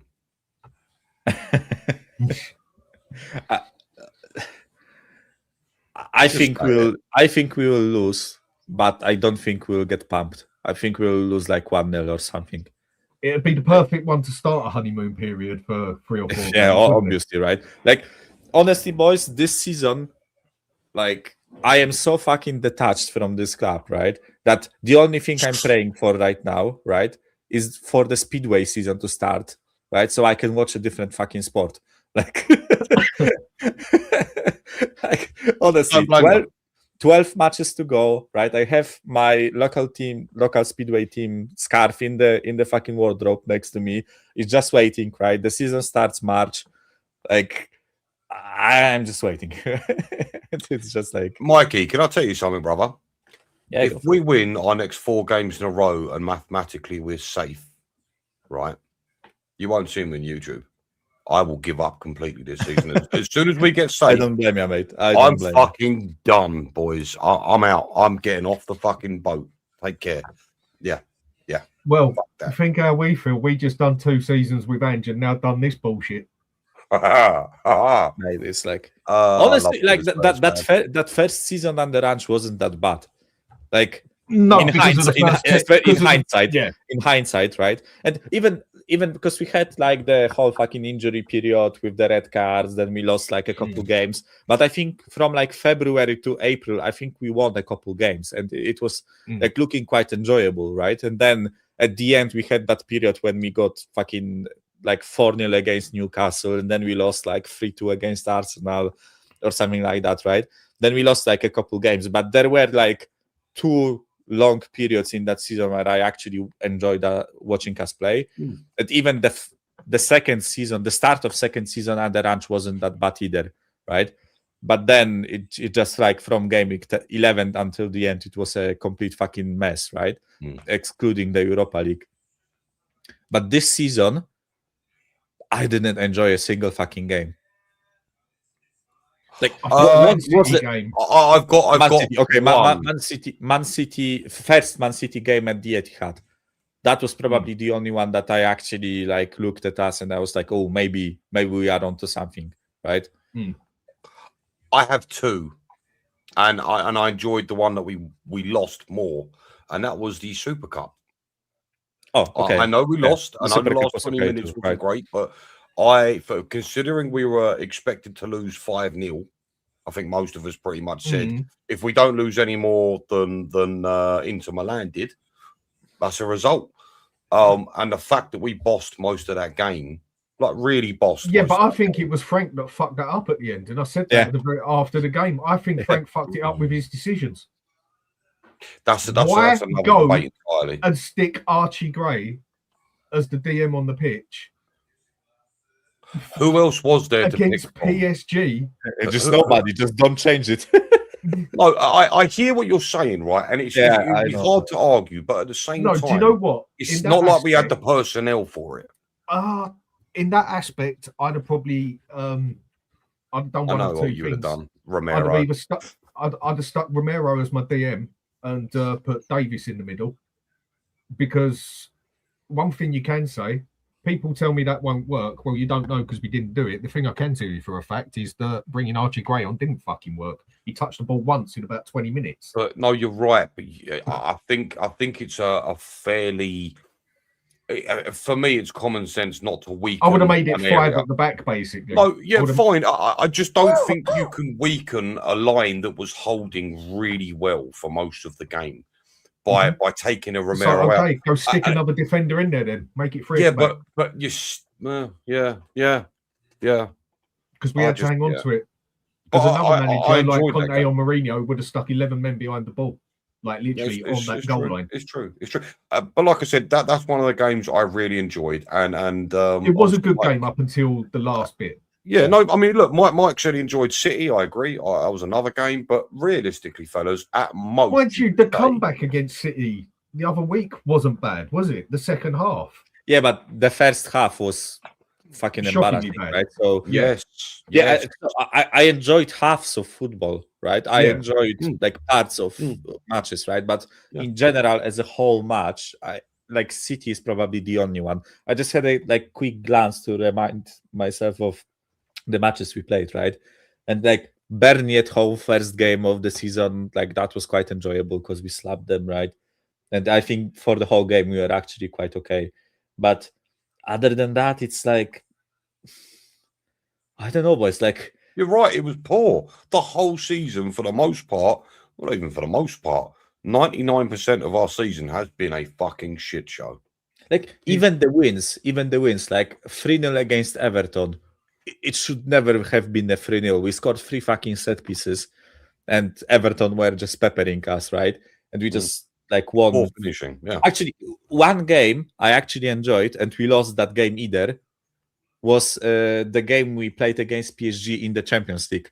The second time. 5-3. Yeah, That wasn't too fair bad. enough. Yeah, That fair was- enough. and, like from the football point of view, it was an enjoyable match to watch, right? Even though we The lost. game against Dortmund, we played well, and we were Yeah, doing them yeah. before they went a man down. 1-2, right? But that's in the Champions League. In the Premier League, one game at best, right?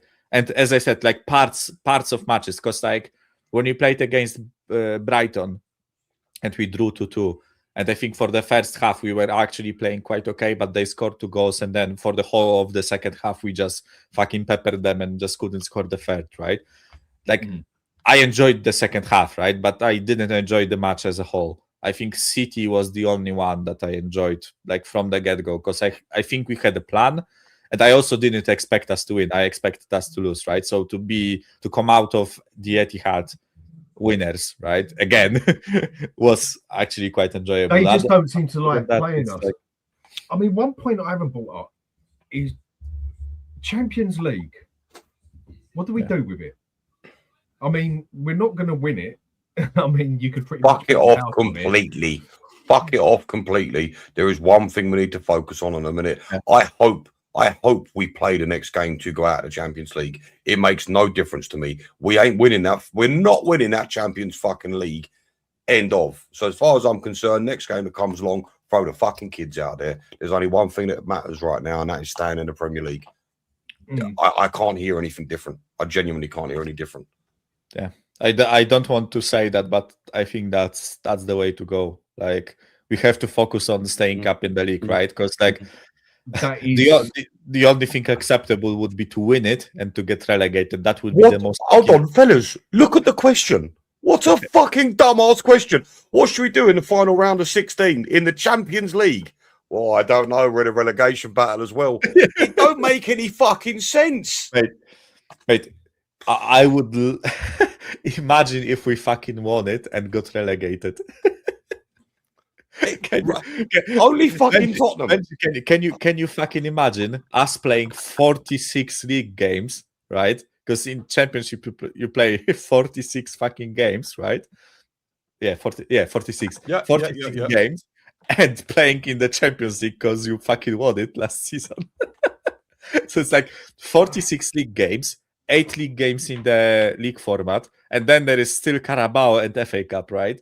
That would be like fucking 70 games in a season if we got through the Champions League, right? That would be fucking hilarious with the fucking injuries that we have and with the fucking injury record of those players, right? We would be playing fucking under 15s in November. I mean, do you think we just need to basically just blow, like I say, just forget the Champions League and just look at the league? Simple as that. Yeah, Yes. I think, yeah. Yes. And that's it. You can't do anything. And else. I don't want to say that, right? I don't want to say that, but unfortunately, like,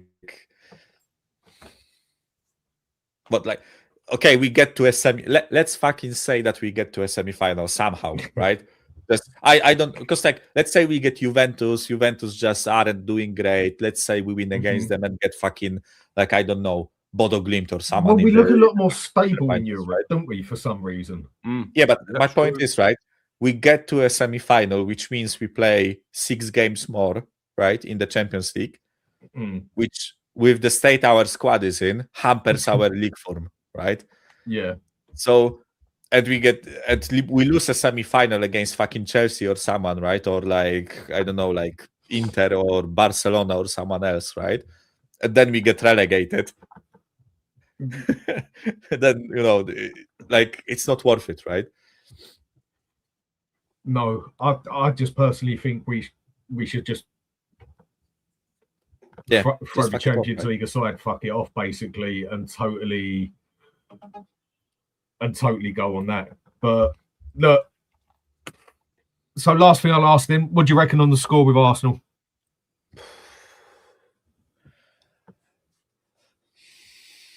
Go on, Mikey, your turn, mate. Oh, I don't know what a fucking answer is.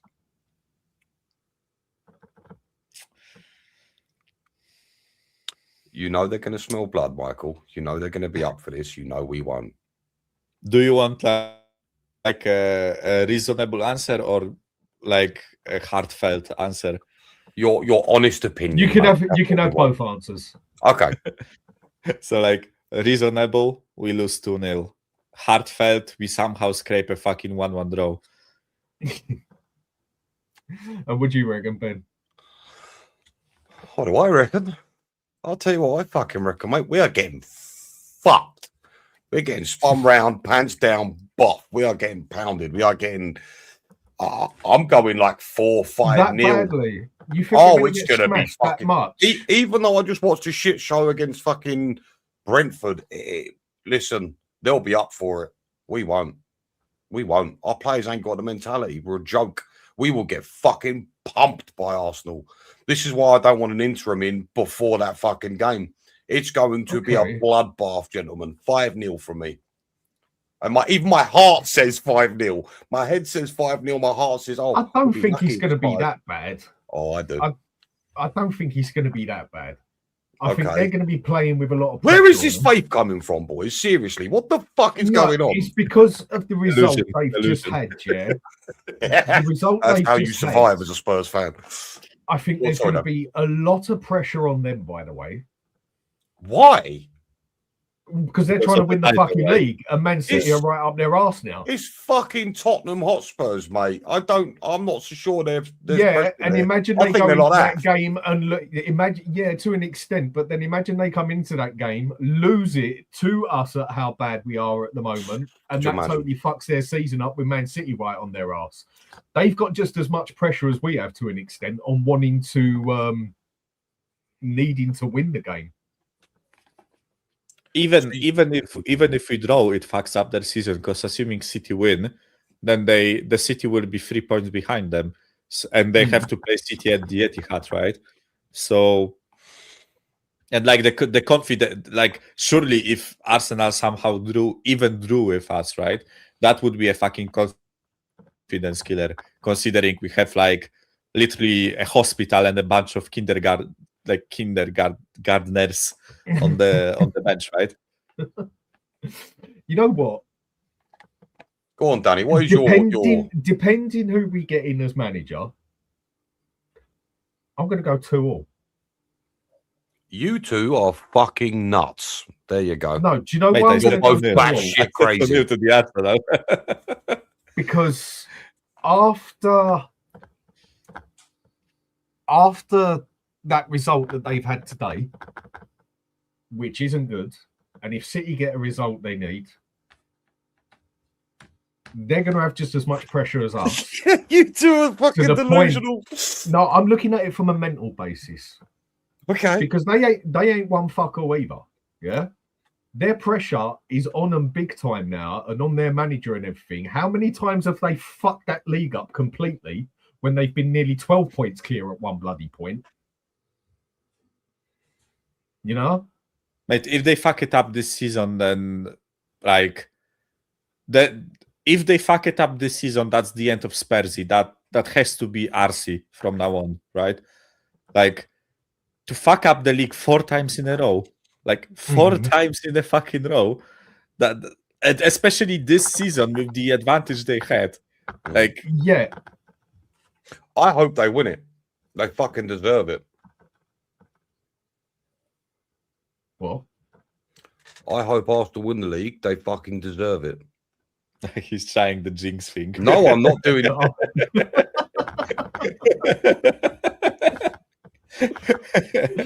No. No, seriously, I'm going to go 2-2 with this one. Because I think the mentality on this, yeah, in the aspect of, you can say to an extent we've got nothing to lose because we're expecting to lose it anyway, yeah, even though we've got a lot of pressure on us behind us and everything else. The pressure on them after getting this draw today. Right, everybody in the chat, I just want massive. to apologise to everybody. Daniel and Michael have been under a lot of pressure as Spurs fans, and they've clearly lost their fucking minds. I'm going to go. Go on, Mike. You know, there is one thing that actually works for us, right? Go. Because we played on Saturday, right? Yeah, we played on Saturday, and then our next game is Woolwich, right? Whereas they played today. Sorry, no, it's not Saturday. We played on Tuesday against Newcastle, right? But then the next game is Woolwich, right? Whereas they played today against Brentford, and they've got another game coming. Yeah, haven't they have 2 games. They play in the FA Cup, I think, and they play against Wolves, if my mind serves me correctly. So they play 2 games between now and the game, whereas we have 12 days of rest, right? And I know we don't have a fucking manager right now and all that stuff, right? We have plenty of issues, but at least the players. Everything is. Can I ask where you buy that from? Excuse. They have got no excuse not to basically give us a good beating. No, fine. They But have can I got ask? nothing. Can I ask? No excuse whatsoever, and that's a bit of pressure on its own, isn't it? Can I ask you both where you buy it from, though? That's like my biggest question. The bottles of copium. The bottles of copium you motherfuckers seem to be drinking. No, it don't matter how they can play 20 games before they play us. They are going to pump us. Okay. The way I've seen them bottle it over the past couple of years, it just wouldn't surprise me.